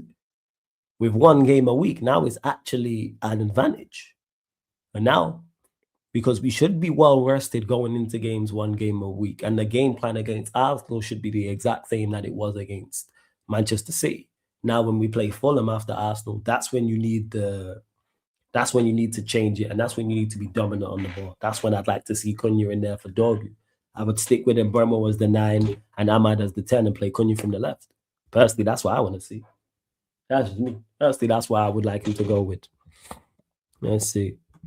Attacking sub show intentions by itself. Players had complete confidence. Yeah, and that's why you have to big up Michael Carrick on and off the ball. And this is all I was saying. All Michael Carrick has done is something that I've been talking about for over a year, probably even longer. That's under Amrim, under Ten Hag, the basics. And he just implemented basic coaching. Now all of a sudden our midfield just not getting ran through. And who would have thought Maino, who's not mobile, can't run, has covered the most distance for Manchester United out of possession this season, is Kobbie Maino. Because every time Rodri got the ball, he was on him. But again, simple. You've not just got him running around out there. Carrick has given him simple instructions. When Rodri's got the ball, you close him down. When Rodri doesn't have the ball and it's anywhere else, it's in their back line, make sure you're close to Casemiro. That's what you had Maino doing. I literally, Carragher and Henry did, they did not a reaction to it, but they did an analysis on it. And it's shown. And there's a time where City have the ball there in their own, at the edge of their own area. And Rodri, you see Maino retreat. And then you see Rodri get the ball on the edge of their own area and you see Maino sprint towards him. And then Rodri has to pass it off. I think he passes it into Max Allen. And then Max Allen clears it, and then United get back possession. Simple as that. You've not got Maino out there chasing Rodri, chasing Bernardo Silva, chasing Foden, chasing Cherky, chasing Reynolds, chasing Doku, chasing Semenyo, running it. Nah, that's just stupid. It's controlled. It's controlled. It's all right. I need you to do this defensively for me. When number 16 picks up the ball, you close him down. When he doesn't have the ball, you're alongside Casemiro, so he's not exposed. Just like that. All of a sudden, our midfield looks function. All of a sudden, our midfield starts functioning and looks like what I've been talking about, a cohesive, competent unit. Not a splendid unit, not exceptional, not a world-beating midfield unit. No. Just a competent, cohesive unit. And you had Bruno also doing the defensive discipline in front of that. And you had Dorgo and Ahmad off the ball doing the defensive discipline. And then as soon as we got the ball, break quick. As soon as we got the ball, broke quick. Ahmad gone down the right-hand side. Dorgu gone. And Bremo gone. At times, Bruno gone. And we did that constantly because it should have been 5 or 6. Could have been more. Could have been more. So I'd say huge celebrity fan, flawless. I'm a big fan. Do you know what? The fact that this guy. So you know what we're gonna do here? Because Don Hassam got more subscribers than most Premier League rounds. You know that's the craziest part. Because I'm here road to 17K subscribers. And look at this guy. Someone let me know how many grounds have less than 6. How many grounds have more than 68.7K subscribers, people? 68.7K subscribers this man has. That's what it is. Make sure you get him. Any inquiries, Hassam, what does that say? HassamITF@gmail.com. So anyone, any publications, any platforms that want to reach out to this celebrity who's got 68.7K. Look at this, in 2 days, he's picking up 17K. He's picking up more numbers than I've got subscribers. Huge superstar there. But shout out to Don Hassam, celebrity in the building. You already know. Let's see what else you lot are saying. Big up to Fred, says flawless. Do you think Dorgu's profile might not work going forward with a new manager, Carrick? He might be used all over the place as a squad player, not a star. I think, and me and Rance was talking about this, I think that's okay. We haven't signed him for big money. He's not on big wages. And he's got a massive ego. He could be, for those that are old enough, Park Ji-sung. He could be used like that. As literally a workhorse on either wing, whether it's left wing or whether it's right wing. If you need him to do a job on a right back that's doing exceptionally good going forward, Dorgu's your guy. Ahmad is actually, give Ahmad his credit. He's very good at that. But let's say Ahmad's missing or whatever reason, you play Dorgu over that side to do it on the left back. So yeah, him going to use 25 million. I'm not looking at him really to be a star. If he's an effective squad player, which I thought he was before this, I just thought that terrorist Amorim was using him terribly. That's the problem. That absolute joke man called Amorim. Absolute idiot guy. That's it. That's it. Yeah, sponsorships. Make sure you get out Don Hassam, man. Make sure you do so. Nah, I'm nowhere near the celebrity of Sam, as you get what I'm saying. That's why the show's called A-listers. Was he an A-lister? A+ lister. So yeah, to answer the question, yeah, Dorgu, I wouldn't want him starting week in, week out. But he's an effective squad player. Like, for instance, if you're playing away at Arsenal, play him. If you're playing on the counter at home to Manchester City, cool. If we're going away to Anfield, cool. That's the type of guy. But if we're playing at home to Fulham, no. Play Cunha there, or you're more on the ball attackers there. And it's not like he's an absolute scrub going forward. He's effective. He's a good outlet. You can cross the ball. You've seen the goal he scored against City. You've seen the goal he scored against Newcastle. So it's confidence. So at home to Fulham, at home to Spurs, I'm not really looking to see him. Maybe you play him away at Everton. Away at Newcastle might be a game for him. At home to Villa might be a game for him. So, yeah, that's how I look at it. See what else you are saying in the chat. Confident going into the Arsenal game, flawless. They got good depth, you know. Yeah, I'm confident going into it, but it's going to be a tough game. Arsenal are the best team in the league. I am not fooled. I am not tricked by what I seen in the City game, I'm not tricked by the way Arsenal have been playing, how they played against Nottingham Forest. I expect a better Arsenal. I expect them to be flying out of the traps. I expect the Emirates to be rocking. This is Arsenal versus Manchester United. As much as it's a big game for them in terms of points in the title race, if we was 10th and they was 11th, this is still a big game because it's Arsenal, Manchester United. Even when we've both been crap, it's a big game. When one of us has been good and one of us has been crap, it's a big game. When we've both been good, it's a big game. This is Arsenal, Manchester United. So am I confident? Yes. Do I think we can win? No. Unfortunately not. Do I believe we can get a draw? Yes. And I think we will get a draw. And I'm expecting Carrick to play the exact same lineup, same setup, same team. Well, same team, same lineup, same thing, but same tactical setup off the ball, same tactical setup on the ball. I don't know who does he do a job on Zubimendi more so than Rice? Maybe it's that. Maybe he says Rice, maybe he says Zubimendi. I don't know. Maybe he says neither. I'd like to see Mazraoui at right back instead of Delo because Mazraoui's back and Delo's horrible. But other than that, yeah, that's it. Yeah, Jamie said it there. Yeah, I'd bring in Mazraoui for Delo. But it's definitely gonna be a good a tough game, sorry. And we're lucky to have Dog, who's a top talent. Time will prove it. And he's only 20 years old. That's why I don't worry about him. He's 20 years old. He's got ample time to improve, and you can see the difference in his performance, confidence. That Newcastle game, massive confidence booster for him, and you're seeing it now. You see it in his game, even the Burnley game. But just because we didn't win the game, people won't talk about it. But he was a great outlet.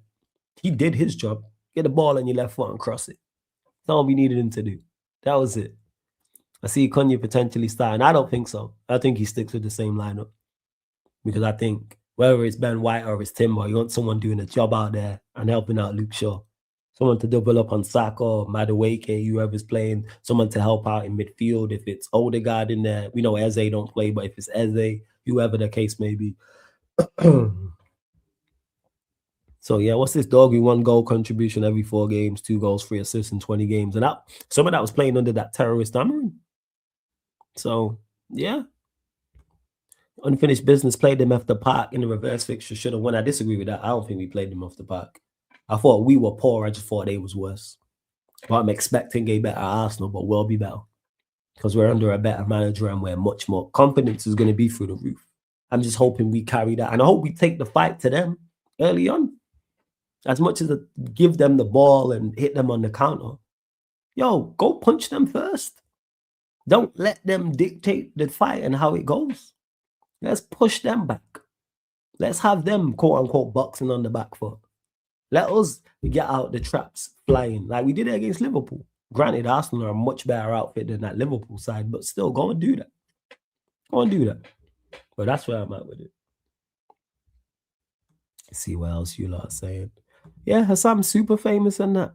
Flawless, your celebrity for Snowbunny settings. You're a joke, man. Side. I know, so I'm just a normal individual. A normal individual. Jamie saying I'm saying it with chest 2-1 to us on Sunday. I hope you're right, because United fans are confident. To all the United fans, we've had some rival fans as well talking about how they're confident, not like saying they want United to win, but predicting United to win. I just don't see it. Starting from now, do you think United will average 2 points a game? I gotta see more. I've seen Carrick for 1 game. Ask me this in 4, 5, 6 games time. I can't judge him off 1 game. I like what I've seen, but I'm not going to go overboard because had we lost the game, I wouldn't be crashing on him. And he's an interim for a reason. I don't really have high expectations for him. Like he's the permanent manager. He's an interim for a reason. But ask me after like West Ham, Everton, them games right there. Because we play Arsenal away, Fulham at home, Spurs at home, West Ham at home, Everton away. Ask me to start a match. Because that's our final game in January, Arsenal, and then they're the 4 games in February. That's where I'm at. Dore Agate, yes, I think he's world class. Best midfielder in the league. Atro says, I'm confident we beating those fools at the Emirates 2-1 as well, charge it to the game. I hope you're right. Atro. I forgot to say I blame Ineos for the way you're moving. How am I moving? How am I moving? Why? It's because you lot have seen me smile, because you lot have seen me make more jokes. Troop said that. Yo, I didn't realize Flawless was this funny. Yes, because talking about Manchester United was depressing, because Amorim had us in absolute the lowest level of hell. That's why. And I'm just pleased that he's gone. Even if we would have lost the City, even if Ollie was back at the wheel, and to everyone who thought Ollie was going to be back at the wheel, hold that. Amarin in his hold that as well. It's still fuck Ineos every single day of the week, same way it's still fuck Amarin. However, the reason why I'm so happy is because he's gone. I'm free. I'm out of jail.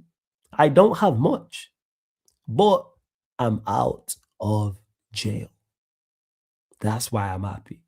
I've been locked in jail. It was 14 months. It felt like 14 fucking years, people. That's why. Bear in mind, I just did a long jail stint with Ten Hag, got out, and got locked back up pretty quick. So I was already on a long stretch with Ten Hag because he was here for 3 years, and that felt like 10. And then I got out, I got my freedom, and then I got locked back up again for 14 months, and it felt like 14 years. So yes, excuse me that being free the second time, I'm absolutely ecstatic. Ain't even done nothing. Ain't even nothing to do. I said this, I was like this before the City game, before Carrick was appointed. That's just the bonus. Because I expected not the performance from Carrick, but I expected him to do the basics. Hence why I think United can finish in the Champions League spot. Now, if we go and finish in the Champions League spot, it helps us in regards to attracting a manager. Because you never know. Liverpool could potentially be looking for a manager. That circus at Stamford Bridge, you never know what's going to go on with them clowns. They could be looking for a manager as well. Arsenal, if they don't win the league, could be looking for the manager. Let's say Pep leaves, you've got Manchester City, you've got Spurs, Real Madrid, you never know. Barcelona, if it doesn't go well for Flick. So you've got multiple top clubs around Europe, potentially. That's the key word, people. Potentially looking for managers. So getting into Champions League is super, super, super important. It's super important because it could be the difference in us not getting a good manager. I mean, getting a manager or not getting a manager. And now if we get a good manager, we're in the champs, and you go and add to that midfield, all of a sudden we got a good team. We are two just good midfielders away from being a very good side on paper. Whatever two central midfielders you rate, go put them two in our side, and let's say Maino in the 10, and then you add Bremo as a 9, Ahmad, Cunha, and then you've got, we need a left back. So adding a new left back as well. Mazarari, Delit, Martinez, Lamens in goal. It's a very good team on paper. It's not the best of the best, but it's a very good team to kick on. And then if you add other squad, some of them players who you weren't in the first team now drop to the squad. I mean, drop to the bench. You got a potential like a Casemiro on the bench as well. You had a couple squad players. All of a sudden, you got a team.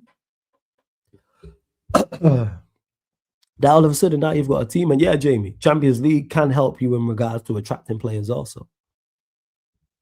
So all as Arsenal fans know about jail, we've been locked up for 22 years and have mental trauma. So yeah, if you lot win this Premier League or win the Champions League, you lot are going to go crazy, which is understandable because you've been without it for however long. Never won the champs in 20 plus years without the Prem. I get it. If Amarin was sacked after the final, United would low-key be in a title race with this squad under a competent manager. The league's dead. Hey, but Ineos wanted to keep him. So yeah, let's say it's Belieber and Neves. Like I said, that's why I said whoever it is for two names, put them two in there with Maino in midfield. Ahmad and Bremo Cunha. New left back. I'm going to be cheeky. I want Van der Ven. Let's say we go get Van der Ven.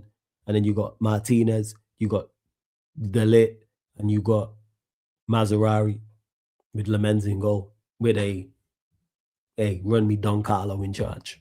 Or just a competent manager. It's a team that can do well in the Premier League. That's a team that can get to the latter stages of the Champions League. Not saying win it, but just get to the last stages, go compete, and compete to domestic cups. And that's where you start from there, and then you build on from the 27-28 season to then the 28-29 season. And that's when you try and add real quality to go and challenge for Premier Leagues and go challenge for a Champions League and challenge on all fronts. So that's where I'm at with it. See what else. You lot continue to run up the likes, man. What are we doing out here? I said triple digits. And I said 3 more subscribers. So let's see if we've actually got there, people. So we still not hitting the 3 subscribers. That's it, man. That's all I'm asking for. I know there's 3 of you lot who have not subscribed. I know this, facts. And we're only at 80 likes. So we're still 20 likes short. And we're still 3 subscribers short. So hit those 3 subscribers and hit those like button as well. Yes, where are you at? This flawless guy jumping around in social media, smile like Chris Tucker. Yeah, man, hold that sign, man. Hashtag Arnie slot in, man. Apparently slotting at Liverpool for life. Let's go. We could be eating real good next season if Champions League secured. You look at where Spurs are. That team I just mentioned there is better than Spurs. We get a better manager than Thomas Frank. We got a better side than them. If you add that. And they're fourth right now. They could potentially finish top 8. Granted, I expect a couple of the teams to get better in Europe, but let's say they don't. Let's say they get worse. Just saying, man. Just saying. Where we at? I said Arsenal fans on a murder charge, 22-year stretch. Yeah, man. Slots at the wheel. But you lot continue to get your questions in. Make sure you subscribe to Veta Games TV as well. Veta's channel. The link is in the title, people. The link is literally in the title. Make sure you subscribe to Veta Games TV. And make sure you check out my match reaction from the Manchester Derby. I did it with Saeed. Shout out to Saeed every single time. So make sure we was outside Old Trafford. Make sure you go check it out because it's closing in on 4K actually. So make sure you do so. Shout out to my guy Saeed every single time. That's another A-lister alongside Don Hassan, these celebrities. So I'm blessed to work with the likes of Sam, do a match reaction with the likes of Saeed and stuff. So make sure, people, you go check it. I'll check my match reaction straight after this with Saeed. You see it right there on the screen. See it. Bragging rights, Carrick here to help. Yeah, that's what it is. Make sure you go run up the numbers on there. And don't worry, the whiteboards will be back soon, man. Don't worry about all that, people. Make sure you do all of those things, please. Aside from midfield and fullbacks, are there any other positions we need to strengthen? Nah, I think we're good for the season. If you're looking at, fullback areas, centre backs is calm, midfield includes 10, wingers is calm, make a left wing. Yeah, because you got Dogu who can play left wing. So Dogu and Cunha is the options. I'm cool with that. Maybe strikers, depending on how you're trying to go, but you got Ahmad and Shea Lacey as right wingers. I like Mbeumo as a 9. So, yeah, unless it's a squad player or something like that, or it's a market opportunity, that's it. I would say, go get me a left back. I think we need the goalkeeper's calm. I think we need a backup right back. I think we need a starting left back. Centre backs is cool. I think we need 2 central midfielders. Starting central midfielders. That's it. That's it. What would you think about Højlund coming back and competing with Sesko? Leave him in Naples. I do not want to see Højlund back. He made it clear. He posted up the picture on Instagram and said, I made the right decision. Even though he was begging to stay here. Nah. Let him stay in Italy. You stay in Italy, my friend. We don't need you here. We good. We don't need you here whatsoever. You're blessed. We're good. We're good with having you, mate. That's all well and good. Where else we at? Manchester City getting cooked for their finally getting cooked for their terrible defense. I'm hearing it. What are you saying, Hatcho? I can't lie. I can't run them Mbeumo and deny my opinion. He can't do the back to goal and he's not that technical. Yes, great first-time touches and passes. But my gosh, he ain't a baller. I think he can hold the ball up, though. And I don't think you need to hold him to hold the ball up as a traditional 9. So he's not holding the ball up where he's battling with the centre-backs. He can drop in and get on the ball because that's what he does anyway. When he was playing as the inside 10 for us, when he played at Brentford, this is what he did. And I disagree that he ain't a baller. When Mbeumo gets busy, he's not the most, he's more brute force and strength than he is technical ability and finesse, but he has technical ability and finesse to his game. Look at a goal.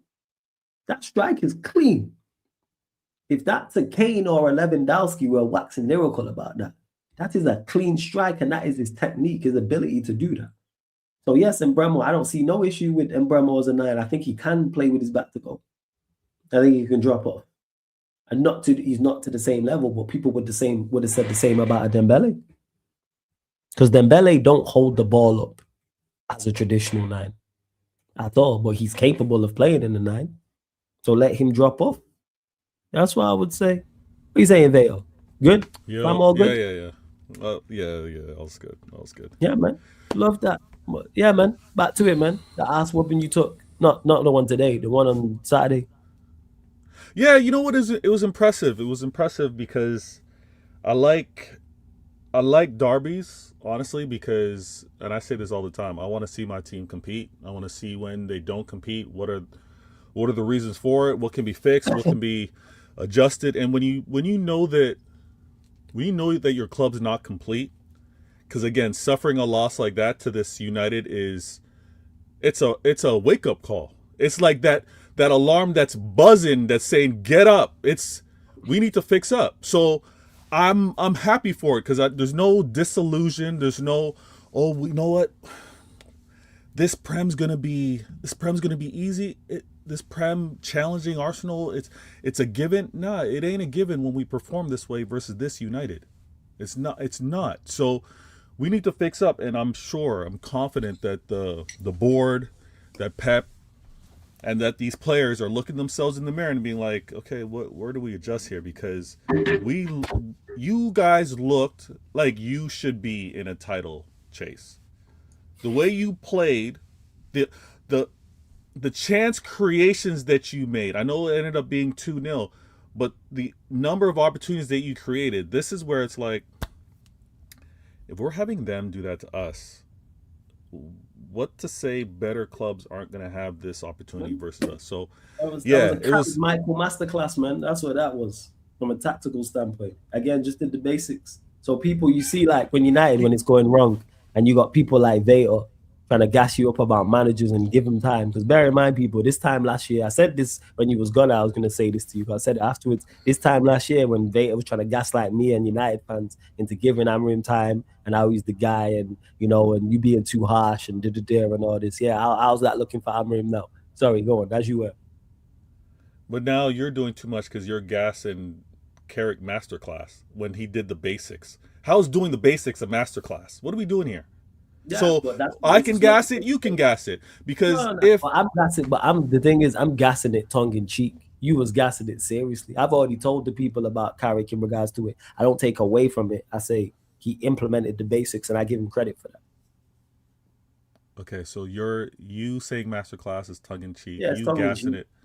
It's tongue in cheek. But when I gas it, I'm being serious. The title of the channel, that's where it stems from, me. I'm on the same channel. Why isn't it what I'm saying sarcastic? Because we know it's not with you. You was being serious with the Amorim stuff. You want to go back and watch it? Okay. That's what I thought. We joke, man. You was being serious with last season. You were saying give Amorim time and all this crap. Didn't he join your club in November last season? Yeah, and? Okay, and it's January. If I said give this manager more time than November, December, and January, I'm not wrong to do that. You're acting like it was so obvious that I'm gassing it. Give the man more than 3 months is all that I said. Okay, and he got more time, and what happened? Did it get better or did it get worse? No, it didn't get better. But for me to be in disagreement 3 months, flawless. For me to be in disagreement 3 months in, it's not ridiculous. It is ridiculous when you see. No, it's not. Yeah, it is when you see certain things. Oh my! Because you wouldn't accept it from a permanent manager. There's certain things you would see in 3 months and go, there's certain things that are just unforgivable. Of course there is. There's certain things that's unforgivable. Of course. It's like going on the first date for the first time. A girl might do something you don't like or say something you don't like. But there's certain shit that if she does or says to you, you're like, yeah, this is a no-go. Am I wrong in saying that? It's different. What's the difference? That's just one day. What's the difference? It's early. Why not give her time? No, because the difference is the vetting process. The vetting process. Yeah. If it happened to be my mom's that vetted this one out and said, you know what, this is a good girl for you, you should pursue it, I'm going to give her more than one date because I trust the recruitment of my mom's, right? Or I trust the recruitment of a family member being like, you know what, this is, do you trust give her a shot. Would you do that? This analogy refers to my club. I trust my club on who they will get as the next manager. Be like, you know what, I'm going to give it time. And thank you. I'm glad you just said that. You just said you trust your club on who you get, correct? Yeah. I don't trust my club. Nope. So I hear it. But when you want to say, if it were me, no, if my club were to do this, I'm giving more than 3 months. If your manager walked in and said, we're going to lose games, you'd be like, what? Imagine your manager said that. But you are going to lose games. That happens. But if he said that, though, you don't say that. If he said something that's real, you are going to lose games. I'm not going to lose my mind. I'm not a United fan to believe I'm going to go perfect and not lose games. That's going to happen. It's not about it. It's like, why say it? What is there to benefit? Because it's a reality. United fans need a know that. reality check. You But guys it are wasn't going to really lose that. games as It you're wasn't going even- through this process. It wasn't even him that said that. It was Thomas Frank that said that. I was using that as an example. Okay, so again, Yeah, and Spurs that's how- fans need a I think reality that's check. Personally, I think that's a losing mentality. You can accept that. To me, that's a What do you losing mean? mentality. That's a losing. My That your manager team is going to joined- lose games is not a loser What? mentality. Don't say it. Yes, it is. That's a loser comment. No, Yes, because we know we're Wallace. gonna. Okay, so name me a successful manager that said that. Name me a successful manager that you rate that has said that. Don't worry, I'll wait. I don't know the quote. See, you do this. No, Name me somebody. no, it's not I don't because- remember manager quotes. What are we doing? Yeah, of course. So you don't remember anything Pep's ever said in a press conference. You remember enough about Fergie. When you mentioned the 6-1, you remember that. Yeah, you remember what I'll remember that. And I'll remember my manager as well. What are we doing here? Like Julio Cesar said, there are not in this world, there are not enemies or friends. There are just interest. I didn't catch that. Run that back again. Like Julio Cesar said, there are not in this world, there are not enemies or friends. There are just interest. What you have to translate for me? What's he saying? So Pep is saying in this world of football, Yeah. there are no friends. People will do things because it's best for their interests is pretty much what he's saying. And he is quoting Julius Caesar. Yeah, So that's a fact. So the quoting of managers or remembering another manager has said we're going to lose games. That is Flawless. crazy. In your first press conference to say that shit is crazy. Okay, I don't know whether it's his first press conference or whatever. I'm telling you verbatim. Thomas Frank said that when he took over Spurs. Okay, but if a manager if a manager wants to tell a fan base, listen, we're going to go through some hard times. What do you think? Don't say that. Don't say that. No successful manager on the planet has said that. No, you don't say that. Why do you do this? You do not say that. It's nonsense. It's just you. There's no one who would like their manager to say that. We're all understanding that we're going to lose games. Everybody knows that. Your greatest sides have lost games. And my greatest sides have lost games. Chelsea, Arsenal, Liverpool, Real Madrid, Barcelona, Bayern Munich, of course. But you don't walk into a press conference and say, yeah, we're going to, because that sets the tone. I don't think anyone. I'd rather you join and say, yeah. Did he go on a monologue or was he asked a question and in his response he said it?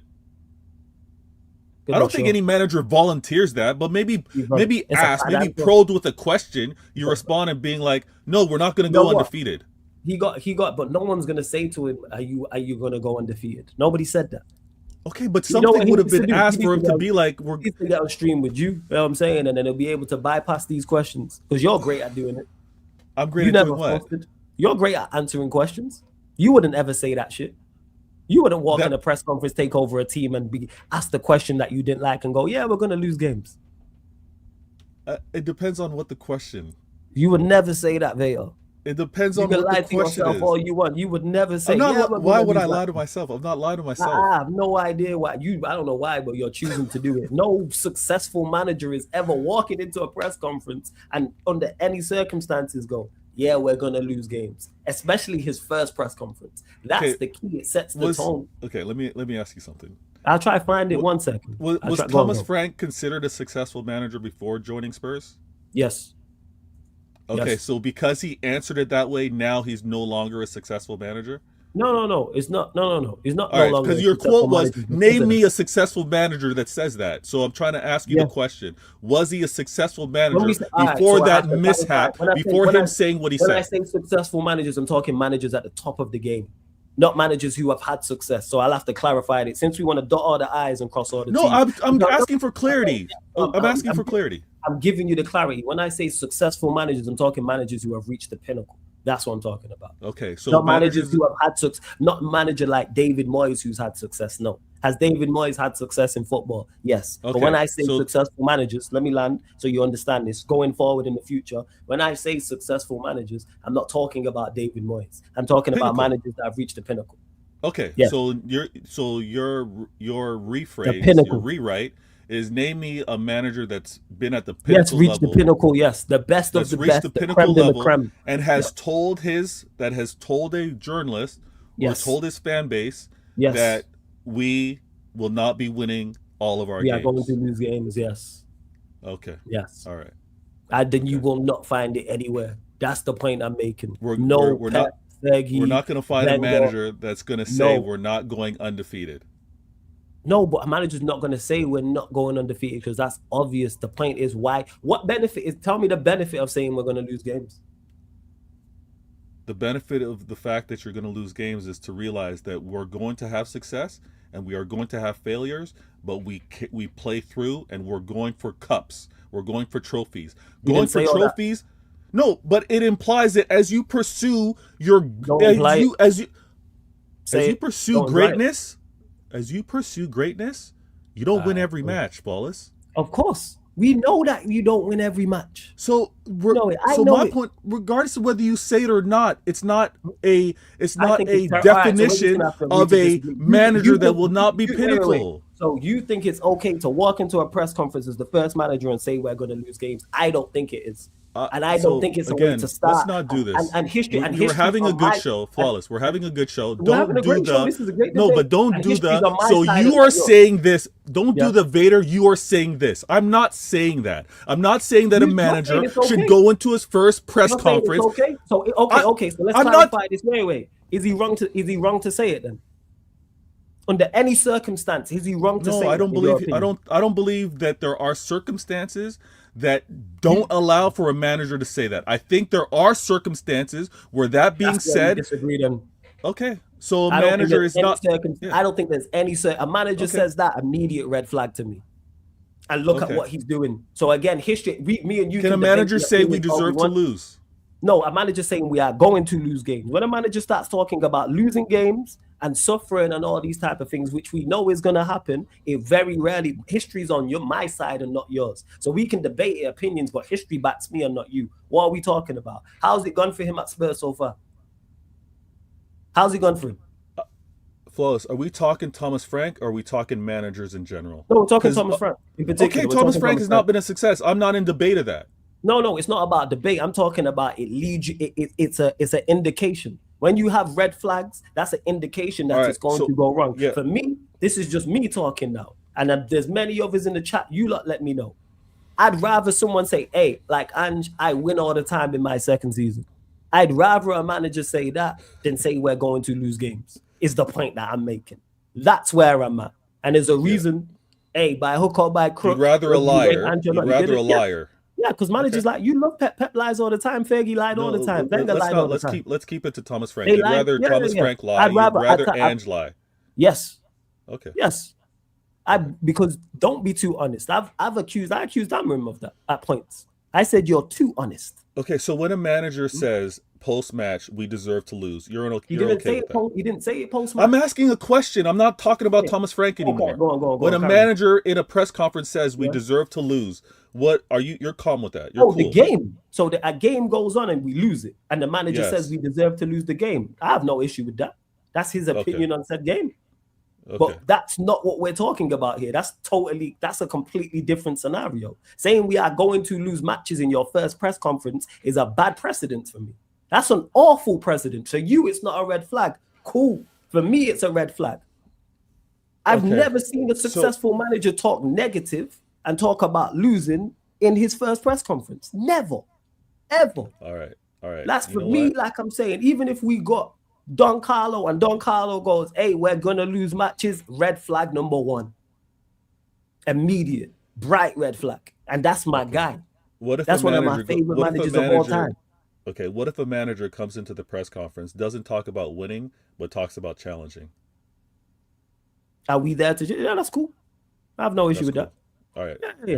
All right. If it's where we're at. Are you talking about, if he talks in, are we set to challenge? All right. So I might he said- disagree, but I'd rather that because again, positive. I need positivity from my manager in his first press conference. What are we talking about here?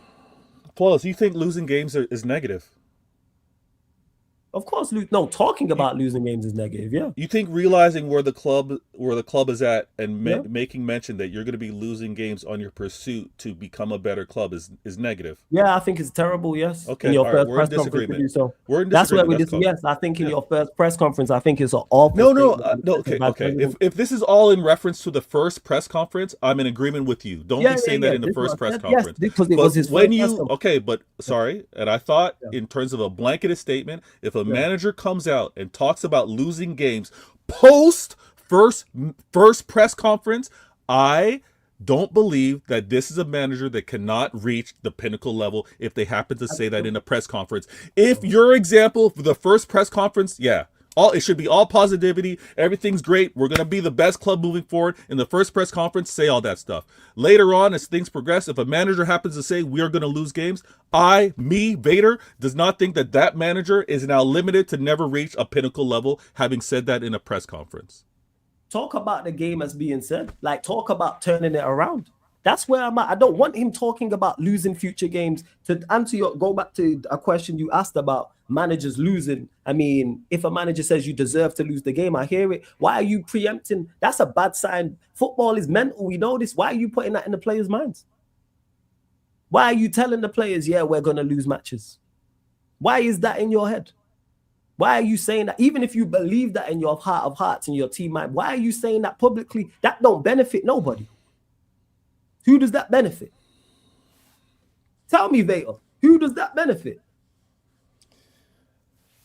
If you who does that? Him saying that publicly at any moment. Are we talking Thomas Frank? Or are we talking managers? Any manager, include any manager now. Any manager, any scenario. Because players need to realize that it takes hard work to win, and you are playing against clubs that are better than you right now. Mm-hmm. So tell them privately. What? Tell it them privately. Okay. My big issue is that's my big issue is publicly. That's fine. My manager will dress down players publicly sometimes because that's the kick in the butt that they need. For an individual, for an individual player, I hear it at points. No, even though I'm not really a big fan I don't know the quote. Flawless. Oh. I don't know the quote, but my manager has said, if my club plays like this, we're not winning anything. I have no issue with that. That's not we're losing games. That is not that we're losing games. We're not winning anything means we're not. If we play like this, we're not winning anything. He's talking. He's talking about what he's seen and what's going to be going on going forward. That is not the same as we're going to lose games. That is not the same. That is, you man, pick up your ideas. Because if we continue to play like this, we're going to lose games. Not we are going to lose games. What are we talking about here? What are we doing out here? Talking about losing, like I said, say that privately. Even if in your heart of hearts, again, publicly, I don't know how that helps. And that gives opposition team an incentive and a kick up the ass, because if I'm a player and I hear the opponent's manager say about that team, we're going to lose. Hey, when did we play these lot? Shit, the manager don't believe in them. All right, cool. Flawless. You're gonna be motivated when a manager says we're gonna win our next game as well. Players use whatever they want as motivation, right? You can use it. You can look at something and make it negative. You can look at something and make it positive. That's on to you. We happen to disagree that the comments that, again, my opinion, they can be neutral, they can be used negatively, they can use positively. You're telling me once you see these type of comments, you automatically see negative. We're in a disagreement. It's a big red flag. Yeah, and it's a big red flag. Yeah. And that's cool. And history's on my side and not yours. Flaws. You think in the history's on my, because there's no manager that said this. The fact that we don't remember this has nothing to do with your history. Because football was before we. No. Football was here before we were. It's not my history. Okay, recent history then. From when football was from when me and you started watching football, which is the early 90s. I don't even know that because I can't translate Portuguese or Spanish or French, so I don't know that. Okay, I don't know what meant. We'll even go narrow it down. Then we'll go English speaking managers. Then we'll go that far. We'll go English speaking managers in the Premier League. Your Mount Rushmore of managers. Guaranteed you won't find no quotes with your Mount Rushmore, whatever for your Mount Rushmore is. Pep and whoever else, the other three that's on there. You will not find them saying beforehand, yes, we're going to lose games. You'll hear them being critical of their team. I hear it. I hear the criticism of their team. Yes, 110%. That's it, but there's helpful critique. And then there's just being critical and being negative for no help. There's no benefit to that whatsoever. We're gonna lose games. How's that pick up the players? If we continue to play like this, we're gonna lose matches. That I hear. That I understand. That makes sense. So I'm like, oh shit, yeah, that is. I get that. Hey, you lot pick up your ideas, even though I'm not the one for most critique, like public critique. That I get more. But we're going to lose matches. All right, cool. Like I said, man, no manager that's reached the pinnacle talks like that. But all right, that's not a red flag for you. That's a red flag for me. So wait, hold on. You think a manager that's saying we're going to lose games is talking about losing games as is speaking about losing games as currently constructed, not with improvements, right? Yeah, as currently, yes, as of right now. Okay. Especially when it's his first press conference. But yeah, as of right now, whether we're in the window or not, because normally those type of, whenever. It can be summer, it could be during the January window, it could be in February, it could be the middle of March. I don't want that's a massive red flag for me. If a manager takes over Manchester United and goes, oh yeah, and I've just been through this with your mate Amarin, who you backed when he was saying all this nonsense about us suffering. How did that work out? And Ericsson came out and said, yeah, we don't. When he said, oh, this is the worst Manchester United side ever, and things of that nature. And Ericsson came out and said, yeah, say again? No, I said, okay. All right, yeah, and Ericsson came out and said that all we thought was another headline. Players react to these things. It's normal. I don't understand the pushback on it. I don't get it whatsoever. Wait, but weren't you guys the worst United? And who's steering that ship? Okay. Who's steering the ship? Why is there nothing from you? So if we bad, you guys were bad before you got there. So if we are this was as he was managing. We got worse, and so he's saying this is the worst Manchester United. Yeah, but he did get the worst Manchester. He did get the worst Manchester. He was handed the worst Manchester. But you was here long enough to change. But you was here long enough to change that, and we got worse under you. We got worse under you. Yeah, so where's your accountability? If he says that, I need them some accountability from you. On the flip side, and it's also on me, but we're gonna change that. I need some account, and we had no accountability from this man. Hence why I also wanted him gone. Because what this is an indication of is, all right, where's the accountability from you? Zero accountability from him. Never anything was his fault. In the entire time he was doing all them interviews. I know you wanted him out, but I'd be surprised if he never in a press conference said he got it wrong. I'd be very surprised. Yeah, the only time he did. The only time. Okay. The only time he did when he spoke about resigning. The Grimsby game. So he's only done it once. And even in the Grimsby game, my opinion should have never fallen onto him because I don't care what 11 you put out there, you guys should be beating Grimsby. Yeah, so he took accountability in a game where he shouldn't have been taking accountability. No, I agreed. But why I don't give him credit for that, because it's a mess you created from STEM. I agree with that. That's why I didn't put that on him. But you shouldn't have been here in the first place. You should have walked, like you said. Be a man of your word, like you said. I'll resign if it's not going well. But then you refused to resign. Or they stopped you from resigning. No, you had your payout. Resign. He didn't resign. He was sacked. He didn't resign. Oh, okay. He was sacked. So he got it. Well, yeah, actually, I think he did. Yeah, so he got his money. What are we talking about here? It's like you lot with Bodo Glimt, people blaming Pep. Nah, any City 11 should beat them. It's like people blaming Pep for the derby. Any 11 you put out should beat us. No, that's not true. Of course it is. What do we do that's better than you? What do we have that's better than you? You have one of the best attacks in the league. Do we have a better attack than you? It's not about having a better attack. You're attacking my defense. I no one has a better attack than City. What do you mean? Okay, so do we have a better midfield than yours? In that game? No. Not in that game. On paper, our midfield trio versus your midfield trio. Not after the game. I'm just talking before the game. The game. Flawless. It has nothing to do about before the game. On the day. Our midfield trio versus your best midfield trio. Which is better? Available. Best midfield trio. He's available. Yeah. City has the better midfield available. Okay. And defense. Do you have a better defense? We didn't have the better available defense. You had a better defense. You reckon we had a better and goalkeeper? We had the better goalkeeper. We had the better keeper. And you have the better manager. Yeah.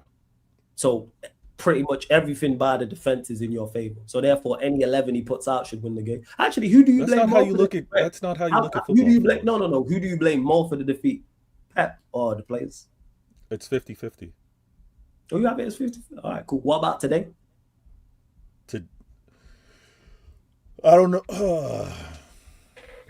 All I see is Doku and Marmoush on that attacking option.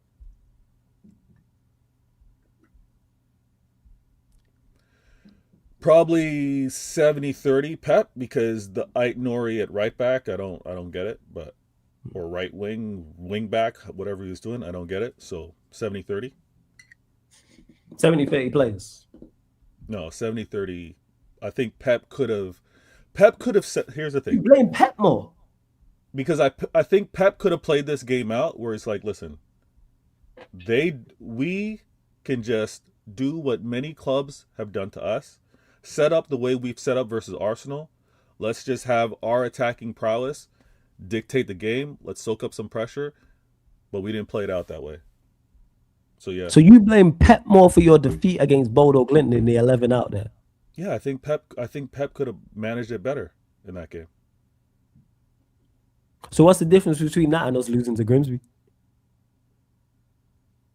You're trying to compare a UCL match? I'm asking. Do you think the gap mere between fact that one is a UCL and the other is a league? Was it a League Cup or FA Cup? It was a League Two, League yeah, Cup. because of the league. Yeah, that's why. All right, so the gap between us and Grimsby under that guy, bear in mind we was 15. The gap between you and Bodo Glimt ours is bigger, but the gap between you two is massive. Bodo Glimt would get with our championship side. Okay. So we just finished playing a derby and we traveled to play Bodo Glimt. So you don't think any 11 you put out should beat Bodo Glimt? No, obviously not. No, not because of how the result went. I'm talking about No, Flawless. No, not any 11, because look, I played any 11. I had Ait Nori, I had Kostanov, I had Max. I had those four in defense primarily is what cost you. The same way it cost us versus United. I could have the better midfield, I can have the better attack. But if you guys have attacking opportunities, if Bodo Glimt have attacking opportunities, and we make it a lot easier for them based off of how we are with our back four, it's a long day. And you should defend better, because you have the better defense, you have the better midfield, you have the better attack by miles. So my point is, if Pep chose for us to be a little more sound defensively, and we didn't go to be as attacking, I think it's long to make you guys have to defend, or sorry, to make you guys have to break down a very sound defense is long. You guys have had terrible games trying to break down mid to low blocks. If we talking about United now or Bodo Glimt, you talking about United. I'm gonna say Bodo Glimt with regards, because you want to talk about that game and then you want to make it reference to this. Bodo Glimt the same way. If we were to ask them, try to break down a mid block, let's see how good you guys can be, and then go on, Carry on, sorry. If we were to ask the opposition to deal with a mid block, like many teams provide or try to do versus City, and make it a long day, imagine what they need to do, and then we catch them. I can't believe you blame Pep more than the players. That's crazy to me, yo. I mean, obviously Rodri got a red, so that's on Rodri. Me and you should be able to be in charge of that City side. But before the red, 60 minutes into the game, we were already down 3-1. So I'm not going to put that on Rodri with regards to... No, I don't put that on Rodri. I put that on your entire 11. But plus more of your senior guys. I put that more on, because I blame Pep. Yes, you could have done more. I'm sorry. That's on your players, man. This is Bodo Glimt. This is their first win against an English side ever. We're not doing... I just think that's crazy. Same way we agreed with the Amorim thing and your boy Amorim and the Grimsby thing, I don't get it with the Pep one. Not in the slightest. I really don't. But when we leak goals against this stinky United, I would expect him to be a little more. This is new United. Protective of this could be a new United. We don't know where this United is going, man. But prior to this game, we'll see what you guys doing moving forward. You guys have been stinky all season, right? So when we look at that, that's why we've been stinky. But we move. Go on. Flawless. If I tell you, listen, I'm just letting you know what happened. Sorry. No, I'm saying if I say I enjoyed your show last week, right? Yes. Okay. Yes. And the week before that, I said I didn't enjoy the show. Yeah. Don't keep referring to me about 2 weeks ago, Vader. You know when you said he didn't enjoy my show? The last show you did, I enjoyed. But both remember the last thing I told you. But both shows was good. Nah, I'm not remembering the last. No, because you tried to gaslight me and many others. I remember being in here in the well-lit studio, and you was telling me week in, week out, all about what's it called? And so, sir, the NBA watch along. I'm here talking with my brother Vaya. We got shit to discuss. They just lost to Bodo. Glimt got packed up. We just packed them up. So we're unpacking all of this. This is my bro Vaya. We've got plenty to say. We both bars. That's what it is. That's why these shows go on for so long. Because I'll say to Vaya, I'll like put this in rapper reference. I'll have a track and I'll say, hey, Vaya, I've wrote a 16. Here, you write 16. I'll send it to him. He'll put 32 on it. So then I'll say, fuck it. All right, I'm going to add a 32. Then I send it back to him, and he has a 64. So then I'm like, fuck it. I'll add a 64. And then we just going back and forth on the track. That's what this is. That's what this is. So that's why you haven't got the NBA watching them. But back to what I was saying. Where was I at? Yeah, we're not. Because I know you know better. This goes back to expectation. I know, no. We're not doing this. I know you know what. I don't know why we keep doing this. No, this manager took you to a. No, you know why this manager took you to a final. You know why I keep doing this? Because I hold everyone that backed him responsible. You see him and you and all everyone that backed him. You backed him as well at one point. Okay, so I'm going to keep referring to him as your boy then. He turned sooner. No, we're not going to do that. So because you're not recognizing when I turned either, which is fraudulent. It was too late. No, there is no too. Okay. It was too late. How are you telling me what's too late to me? It was too late to me. You can choose when's too late, when's too soon. That's all up to you. Cool. So I'm gonna refer to Amarin as your boy as well. Your boy Amarin. It's like, so he was here gassing it up after I done told him, hey, Vaya, this is not looking good. You were gassing it up after Ten Hag left and said we got Amarin as well. So we can play that game. I was okay. All right, so I'm gonna keep doing the same thing. We can do this. It's just flawless. Listen, the point is, you're a lyricist. Listen, I gave you the track a long time ago. I see you nodding your head. You got that rhythm, and for whatever reason, you keep coming up with the same bars. Your boy Amarin, it should be done by now. It should be done because you backed him for time. And here the thing is, I was glad when we got him. And then you assess it once. And is it not correct? Correct me if I'm wrong, Vader, in the chat. Once you get new information to change your mind, is that not correct? Yeah, but I also gave you the analogy. You watch way more United hours than me. And so the fact that I needed my United hours to catch up to you to be like... We're not doing that. You know why? Because you're too intelligent. Stop with this. I still need information. No. I could be smart. I could be the smartest man on the planet. I still need time to assess the information. No, you don't need time to assess that much. No, you don't need that much. No, you don't. But you can process information. I've watched you do this, Vader. I've watched people say things to you, and I've watched you compute it quickly and fire back with something that's bamboozled content creators of all teams. You are not. No. You can't trick me. You know. I'm not tricking you. You can't trick me. They are trying to trick me. You know. No one's trying to trick you. That's an X, man. Don't let him think that you don't. No one's trying to trick you. Hey, people. You know in Dragon Ball Z when they had the scouters and that, and man would try to hide the power level and all that. Like I don't need the scouter to hide your power level. You try. I know you know how to fight. I know you are a high level. You don't need that much information because you seen the things I see. You heard what I was saying and still went. I didn't see all the things you saw. You do watch alongs. You see every game. I didn't see every game like that. You know how I know you seen all the things? Because you was retweeting and quote tweeting, laughing at all our misery. So I know you seen all of them things.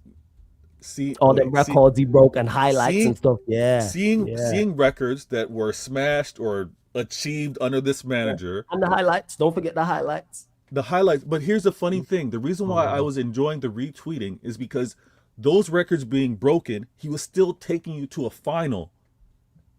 Cool. This is the thing that was, I'm like, as disastrous as a start as this manager has, as much as this manager did not want to come mid-season, came to your club mid-season, has been all over the place with trying to figure something out, took you to a final.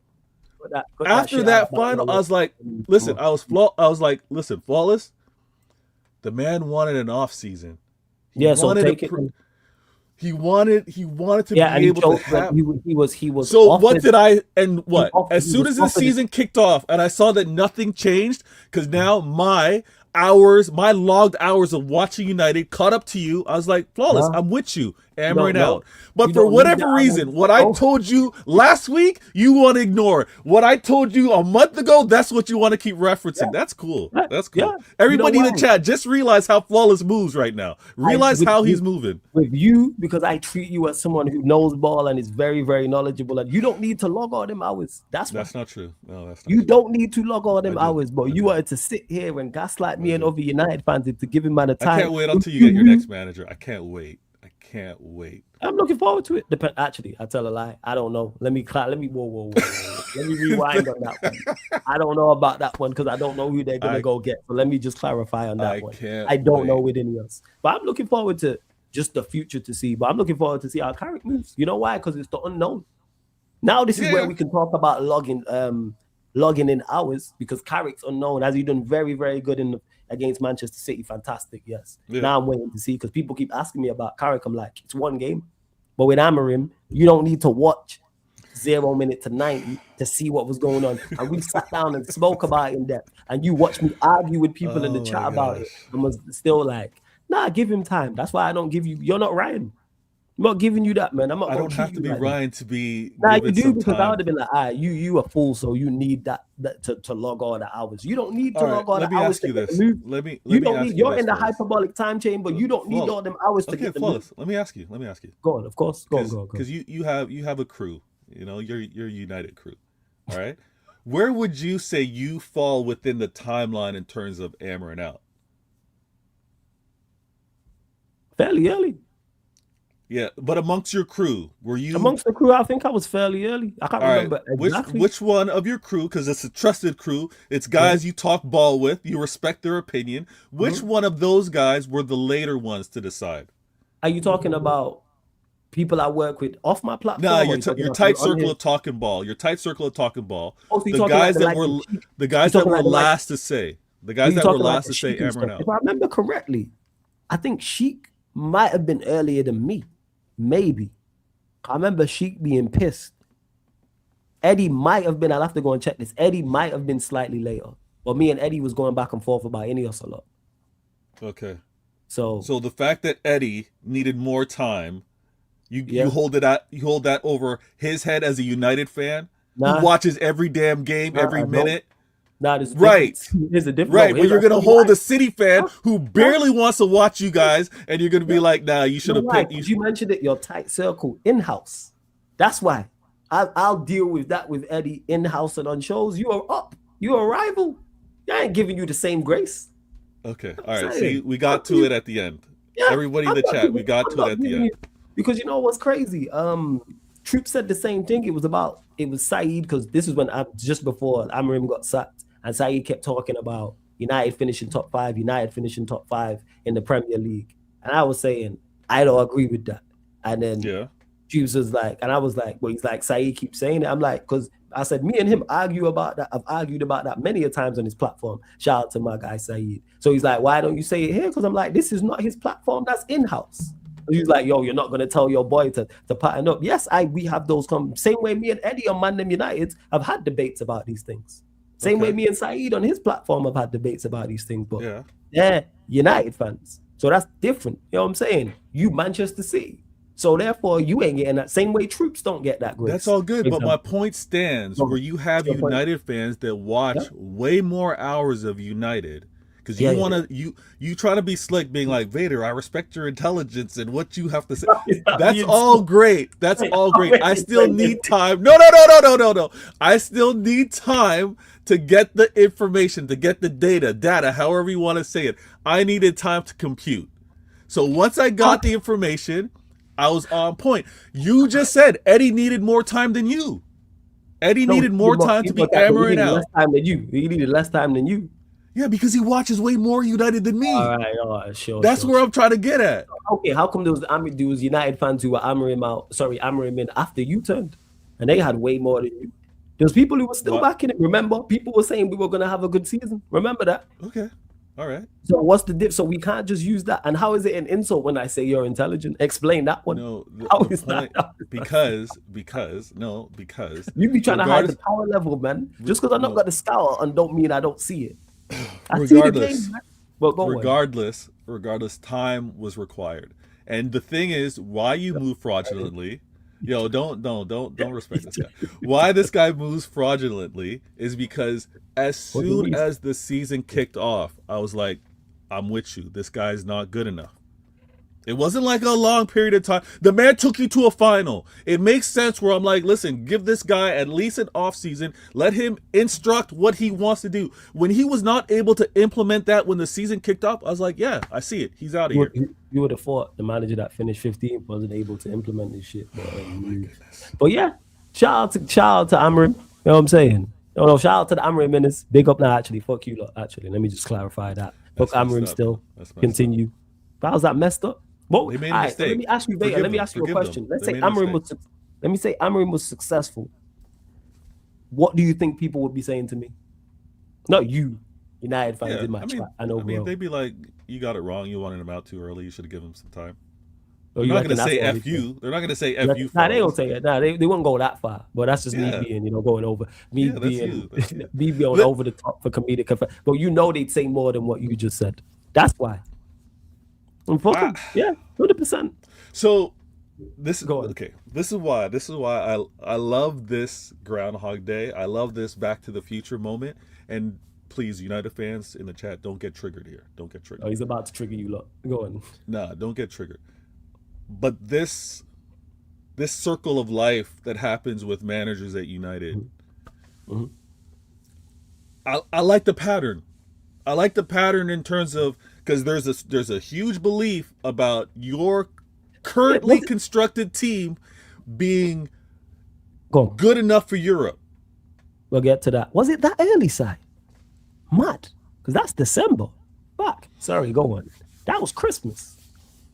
Yeah, I didn't even give him to the... Yeah, my head was on Mars. Sorry, go on. Carry on as you were. Wait. Hold on. That manager was there for a month and you wanted him out?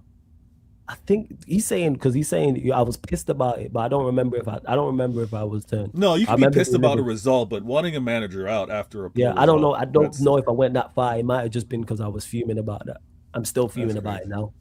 I don't think I wanted him out, but I think I was just that fuming that it seemed that way. Because I was big, man. But go on, carry on to it about the merry-go-round. Go on. The merry-go-round, because it's back to, you got good enough players to be in Europe. You just needed the right manager. Whoever this next manager is going to be, the expectations isn't for, which you hate to hear, it's going to be difficult times. You don't want to hear that. You want to hear that you're going to be winning. This manager... No, I want to hear that you're going to do everything in your power to win. Yeah, most managers are about that. Yeah, just give me that.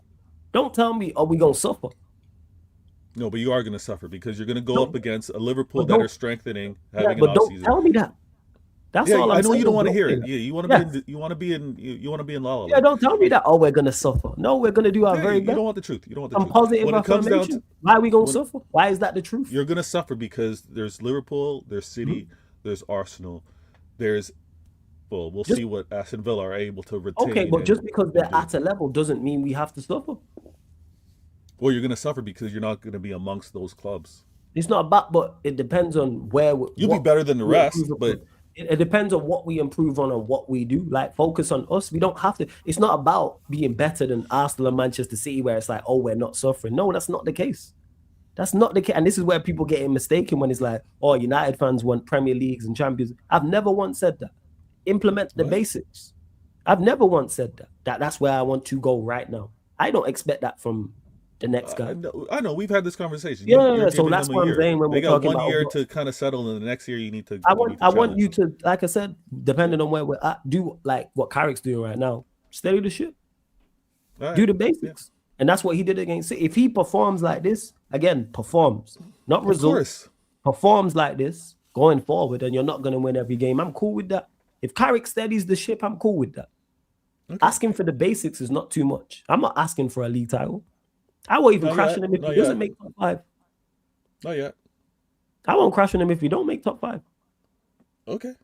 Yeah, so like what we talking about here? Talking about, oh, you're going to suffer. No, that's not the case. Nonsense. This is the type of bullshit that Amrim was peddling out, and that's why it's about next season when you have the next manager in, what they do and don't say. Realistically, I I hear it when you guys are really down bad. You guys actually talk the most truth in terms of you guys need to have a full reset. You need to clean house, da da da. But once you guys are kind of flirting with that Europe, you're kind of flirting with actually being in the mix, then it's like, that reset, we don't need to do all that. We can actually kick on and start. And that's why I'm saying we're going to be back here again, because you guys are going to be threatening enough where the belief from United fans is, we're good enough to be going for these trophies. So I'm gonna wait and see who you get as a manager. But I enjoy this kind of like circle. I want to say, listen, go. We talked about the UCL, we talked about the derby. Again, not that you've asked, but I'm gonna say this: this prem should have been over with if Arsenal were serious, and it's not. And my club happened to go out and address a defensive need that we had, which is for the present and for the future. Shit, was it that late, Si? I think it was earlier than that. Sorry to cut you off there. I think for some reason, it was Brighton. I'm trying to remember. I think it was like Brighton. That's all good. Yeah. Brighton Palace. Around them times. Go on. Brighton Palace. Hey, regardless, you were quick to say Amarin out. I'm with you.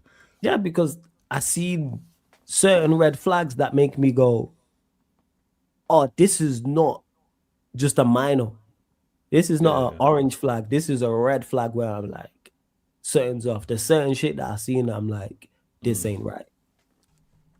Like, managers not gonna say everything. This is why I don't even listen to press conferences. Managers ain't gonna say everything you like. They're not gonna make all the subs, get all the results. I have no issue with that.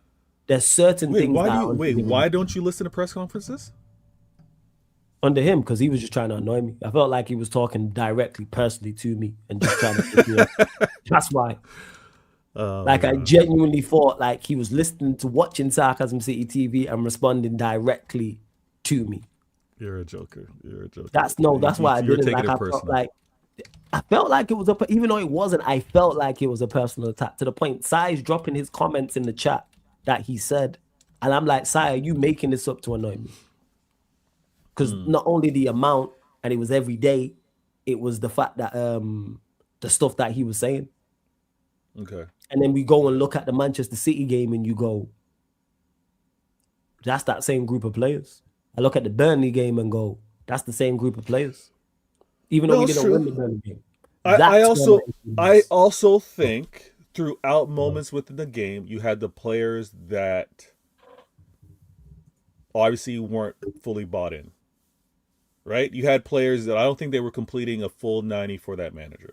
So when you have performances like that, because again, I don't think they enjoyed the structure that he was trying to implement, the way he had them set up. So hey, he wasn't setting you guys up for success, and at the same time, these players were like, "Yeah, we have an opportunity to get this guy out." And it had been that way from when I was like, no.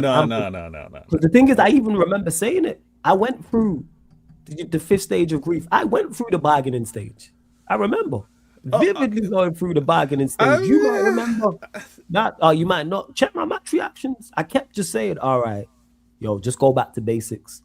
Play somebody. You know what? I will do that. I will do that. I'm gonna go because the thing with the match reactions is I can look to see how you spoke post win, post draw, and post losses, and this is what's the beauty about these match reactions. And shout out to my channel. Actually, I'm due to do a match reaction, but I couldn't do it right after the game because of scheduling. To go back and see whether your energy is consistent is going to be nice to see. You know, it's crazy. I'm gonna do my homework on it. One of the most maddest that was after we beat Southampton 3-1. My head was gone. Oh my gosh! And I remember before you go. I remember being at bargaining and saying, "Hey, just try different things." I remember saying this. Hey, try different. I gave him every opportunity to switch this up. I tried because I thought he was the guy, and it turns out he wasn't. And when people and I am not the smartest, and I take too long to see these things. Hence why I don't. Don't do that. Don't do that. Don't try to. No, I take too long. That's why I don't work in football, because I take too long to realize these things. I need more data to realize certain things. Oh, now you're doing the more data. Chat, cook this guy. cook this guy, please, because now he's talking about, oh, I need more data. But when I was saying that, he wasn't giving me any grace for it. Because we parallel. Stop. So I hold you to my standard. So therefore, now you should see it the same time as I should see it. All right. Listen, I'm gonna have to. Hey, I'm gonna have to deal with. Go ahead. You know what? We'll start what we don't do with Arsenal, Manchester United scoreline prediction for that. You guys are getting slapped. Okay, you're getting slapped. You're getting slapped. Okay, Noisy never said that on the Amarin people. Go on, as you were. I never said that you were getting slapped versus Arsenal. No, you never said we was getting slapped on the Amarin. I said when he was That's managing. not true. If you were playing Arsenal, I would have said you guys were going to get slapped. Did you say that at the start of the season? No, but I didn't know what Arsenal at the start of the season. No. If you're going matches versus Amarin versus Arsenal, I would have said you guys were getting slapped last season. I'm saying Amarin overall, but all right, first. No. But no, I think it's going to be it might be a 3-0. It might be a 3-0, 2-0. I think Arsenal's defense is going to be too sound. They're locked in. I saw what they did in the UCL as well. Like, it's going to be a problem. They made Inter look like they were Division 2. Like, it was bad. So what Arsenal do to you guys are going to be kind of rough. We play Wolves on the weekend, and I can't believe how nervy I feel for this game. But I'm gonna say a 2-1 versus Wolves on the weekend. 2-1. Yeah, we're at home. We play Wolves at home. I think it's 2-1. Yeah, it is. Yeah, it's like because we play away, so you're at home. Yeah. So yeah, this is what I'm saying. What's Stringer saying? So Stringer, I didn't feel it. Stringer, you're probably not still in the chat. Me and Veta was going back and forth. Big up for the super chat. Said City still winning the league flawless. Until Veta throws in the towel, I'm not going to throw it in theoretically because I don't care if they win it or not. But when Veta turns, that's when I'm going to look at it and go, oh yeah, shit, something's off. It's kind of like how Liverpool season went. I said this before we played Liverpool. I said if they lose to us, their problems are bigger than I realized. True. I remember saying this to Sai. I said it to Bayesian Reds. I said we got problems losing to United. So this is why. So until Veta says, hey, because Veta is people again put the scout on. Veta is very, very pay attention. Veta is very, very smart. You know how me saying you telling me relax. I'm just saying relax. Stringer Bell, listen, there's no giving up on this season from my standpoint. We're flawless is. Again, leaning on the information that I happen to provide, I respect it. I'm very grateful for it. Yeah, I do what you don't. Like if you turn Pep out, I'll go, all right, I need to look into this further. I'm not going to go on more data. I did the same thing with Amarin. No. I'm going to look into it, and then the next week I'll be like, hey, you know what? Flawless. If I said Pep out after what would be the equivalent? If I said Pep out after 2 months of the season, you would still say, like, let me see some more. You wouldn't just take my word for it. I wouldn't take your word for it, but it wouldn't take me 6 months to figure it out. No, but the difference is Pep's been here for years, and it's the start of a season. Amarin just arrived, and I'm saying as of now, as much as I think Pep out is crazy, because I think it's nuts. I agree. It is crazy. Next week, let's say you lose to Wolves or draw, and you say Pep out. I'm not going to say, oh, it's right. I'm then going to do further research. It's still crazy. A week later, it's still crazy. I know. Yeah. So you will do research if I say it next week. Yes, you would do research. I would still do, but it wouldn't take me that long to do the research. Because there's more data that's already been available. Why are you ignoring this? Okay, new manager. Let's say Pep leaves. Okay, that's what I'm saying. Okay. If it was a new manager. So let's say Pep leaves. You lot are playing. And it's 2 months into the season. And you say, we need to get this manager gone. I'm going to look further into it. I'm like, for Veta to say that, because it's not just you.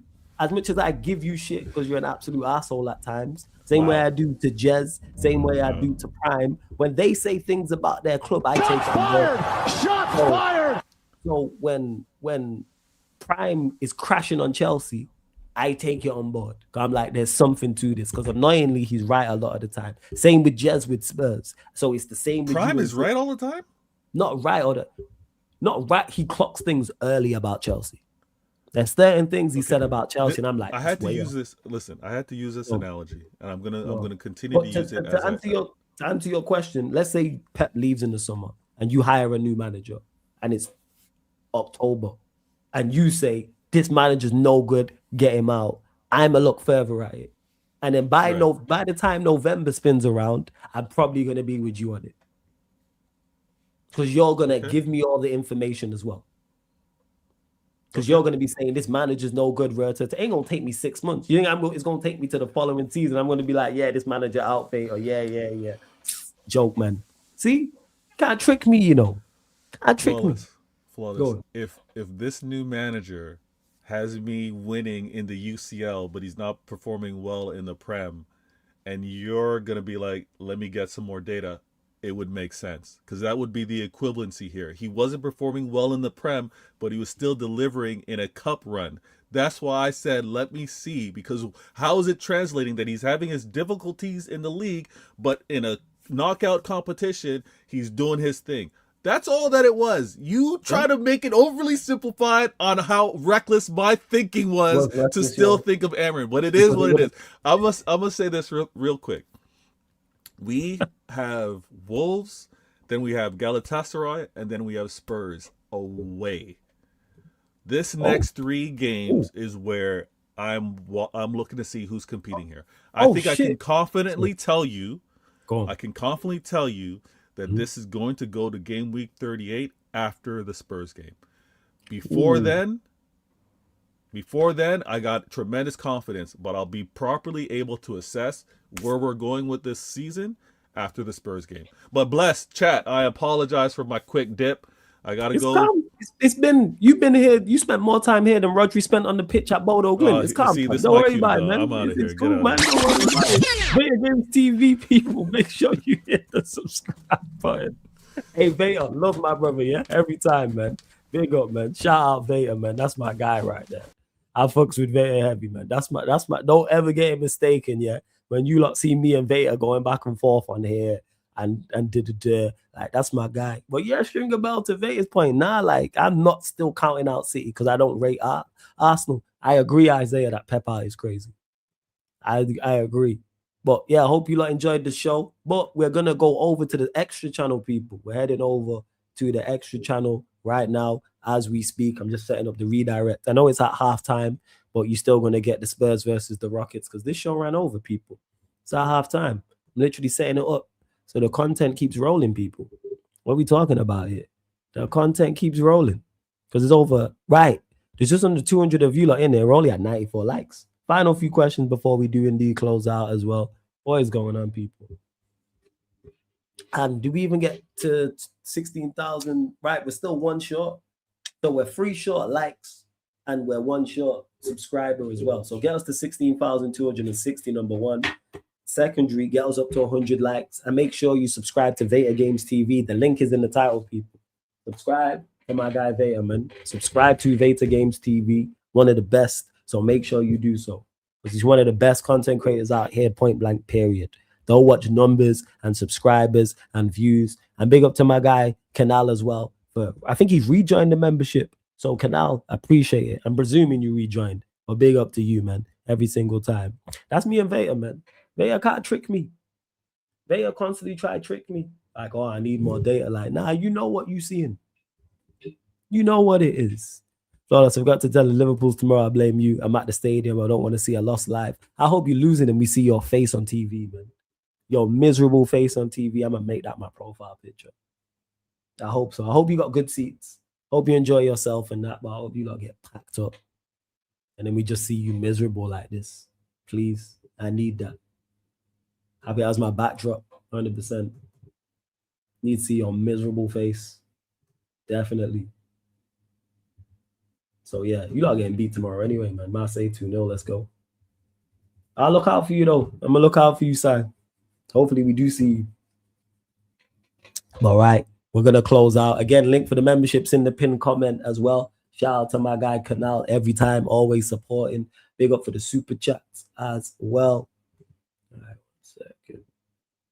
Literally just pulling up the game as we speak. Well, yeah, we're heading over to the extra channel. So because it's NBA, any NBA questions you lot have, feel free to get in. I'll continue to answer any football questions as well. But we're getting over to the Sarcasm City TV Extra YouTube channel. We recently hit 600 subscribers over there, people. So yeah, man, big up to everyone that has locked in, man. Absolute real ones. Shout out to Canal for joining the membership. Big up TJ earlier for the super chat. Big up Stringer Bell for the super chat as well. What have we got coming up tomorrow, Wednesday? So it's just the Sarcasm City Sports Q&A tomorrow, 11:30 p.m. UK time. You dickhead, you won't see me because I'm below. Oh, wait, you're under so you're under a, but all right, Fez. Well, I hope it zooms in. I hope we find you. 100%. I hope we find you. Hope you see a picture of your miserable face. Make sure you go get on. Redman will probably be out there. Go make sure you do a fan cam or something inside. So enjoy. But right, people, we closing out. Gonna go live on the extra channel for the San Antonio Spurs versus the Houston Rockets. But this has been the Manchester United Manchester City podcast. Man Them United pod meets the Man Them City pod live on the Sarcasm City TV YouTube. Thank you very much for tuning in. Literally see you lot in like 30 seconds. Big up.